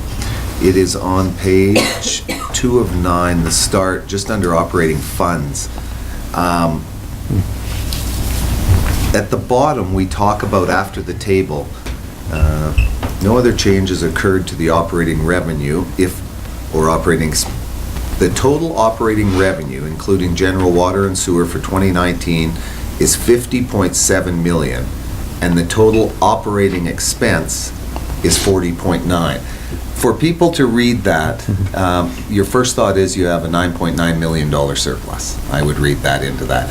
I want to be clear, that's excluding capital. So there's no surplus built in that we have just for the public. Because I could read that and it caught me and I went, wow, that's the first thing I thought. If I'm reading this and haven't been engaged in the discussions, I'm thinking we have a very significant surplus, which one day I hope to be there, but right now we're not. No.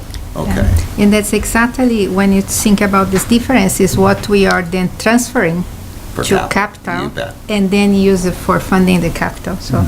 Okay. The other one I'll comment, and Duncan, you raised it. At first glance, my concern was we have a strategic plan session coming up on Wednesday of this week. I do think it will alter this 5-year cap, but you have done, I think, a very good job of capturing where we are as of today. So for people to see this, depending on where this lands today, if this was the 5-year plan that's approved, moves ahead, there's no question in my mind that this will see alterations fairly quickly, I would think, but we're going to enter into discussions as a council as to where we want to go. We've talked about that, at some length to date. I think we have a great deal of discussion still to go. We've seen an operating budget be adjusted to the tune of about $1.3 million this year. Very difficult challenge, and I think those challenges only increase in future years, so we have to get there. I do want to ask a question, again, moving down. On page 5, I believe it is, just first paragraph on there, a mere increase in PRA allocation to capital would generate a deficit in the operating surplus and force the use of accumulated surplus to balance. Now, just because I haven't done my complete, do you have at your fingertips, what's our accumulated operational surplus as of today, right now? Do you have that number with us? So, yeah, for 2000, it was in the CN report as far as our transfer. Exactly. Was going to be 249,000, I think, and we decreased that by 30. 245,000 Okay, so, and again, and that's, I'm doing this more for the public who are viewing this, and that's not a healthy surplus in my perspective, in the sense of an operational budget or how we operate the city. One of the things as we look to redefine our finances, wherever that takes us as a board for the city, one of the things I'm going to really focus on as well is developing an accumulated reserve. I mean, it is, if something goes sideways tomorrow and you need to have that money without going and chopping future things that you want to do. So there's a significant part of budget planning that is not just taking your expenditures and your operations and making sure they meld, but building for the future as well. As I said, this 5-year plan reflects where we are today. But I do think, as Councillor Parslow talked about, even at a 2% tax increase, if you were to do that going across, that wouldn't keep up with where our operational costs are going to increase to. So does that mean it has to be a higher increase in tax? Maybe not. That's what we're going to look for as far as efficiencies and spending efficiencies on that side as well. So I will leave it at that for right now. You've done a good job of capturing where we are today, but I think this is a document that will see significant changes as we progress through 2019. So, and I'll just kind of go in on that strategy session. So the strategy session, the follow-through on that is really about the long-term strategy that we employ in the overall delivery of services, products on behalf of the residents in our community. And once you lock into that kind of long-term strategy of 5 years and beyond, now your structure follows within there, and the structure is where we then get into what are the tactics and the aspects that we have to undertake in order to meet that long-term strategy. So that's the next phase for us now. Is Wednesday we'll have a second strategic follow-up session and begin that work of the long-term planning. And this document here is the 5-year known for us today. But as we undertake that long-term strategy and develop the strategic objectives, then that will influence the long-term 5-year plan or 10-year plan. Further comments for you? Councillor Jureka? Councillor Earl, then Councillor Jureka. I mean, yourself, Councillor Lexman and Duncan have kind of spoken to my concerns or questions. I understand this document is a snapshot of what you're able to provide given the direction that council has given and assented to up to this point. But yeah, I expect it's going to change significantly. I would just note, I appreciate the summary of capital projects over the next 5 years. I realize it's not as robust as we'd like or has been suggested we need, so hopefully we can make some changes in the right direction to that. And yeah, no, thank you very much for your work. Do you know, I'm going to make one other comment as well, because when we talk about the 5-year and the PRA and stuff, we've 15.2 million this year in PRA funding, but we don't budget for, we don't future view that and say, okay, well, we're going to be at 15.2. We're being very conservative about 15.45, even though the pot's going to grow by 2% a year beginning in 2020. Correct. So that adds another $1 million into the PRA funding, of which Port St. John and Dawson Creek are the major beneficiaries of that because of population that exists within that formula. So there's some conservativeness attached to our forecasting when you do the 5-year, and there's a couple of examples of it right there. Further comments, questions? Councillor Jureka? Yeah, I'm satisfied with the work that we've done for 2019, and you know, I mean, the minute we approve it and we start dealing with our future considerations, we'll be developing you know, amendments to the 2020 and on part of the 5-year plan. And I guess just a couple of points that are relevant to me for the public to understand are noted in relative to the PRA amendments. Other revenue or expenditure reductions will need to be taken into consideration for capital allocation increase. So that's ongoing. We have got to make those reductions or increase the revenue. And the other thing is that other revenues, including grants from other governments, have been kept at the same 2019 budget values, which means that we're not anticipating, we're not projecting, you know, money that we don't know we're going to get. So, you know, I think those are important points for as we go on. When we start our strategic planning meeting, and I don't know, I don't think the changes we make will apply to 2019. They will apply, I believe, to 2020 and on. So you know, we approve the 5-year plan today. Next spring, hopefully a couple months earlier, we will approve the 5-year plan from 2020 on. So I'm satisfied, you know, with the work that we've done with the budget, and I'm prepared to vote in favor of recommendation 2. Thank you. Further discussion? Further comments? Okay, so then recommendation number 2, please. Councillor Jureka? So recommendation number 2, I move that the forecast assumptions used in preparing the 5-year financial plan as presented within report number 19-043 from the Chief Financial Officer be approved. Thank you. Second? Councillor Earl, discussion? Councillor Lexman? Just on that, with the discussion we've just had, Your Worship, based on, there seems to be, should we caveat this 5-year plan with the proviso that it is probably about to be changed? Like, if somebody picks it up and reads it after we adopt this, and a month from now, they're hearing some different discussion. I just want them to be aware that this is from, as of today, the best available information our administration has been given from us as an elected body. but we do have plans to move forward.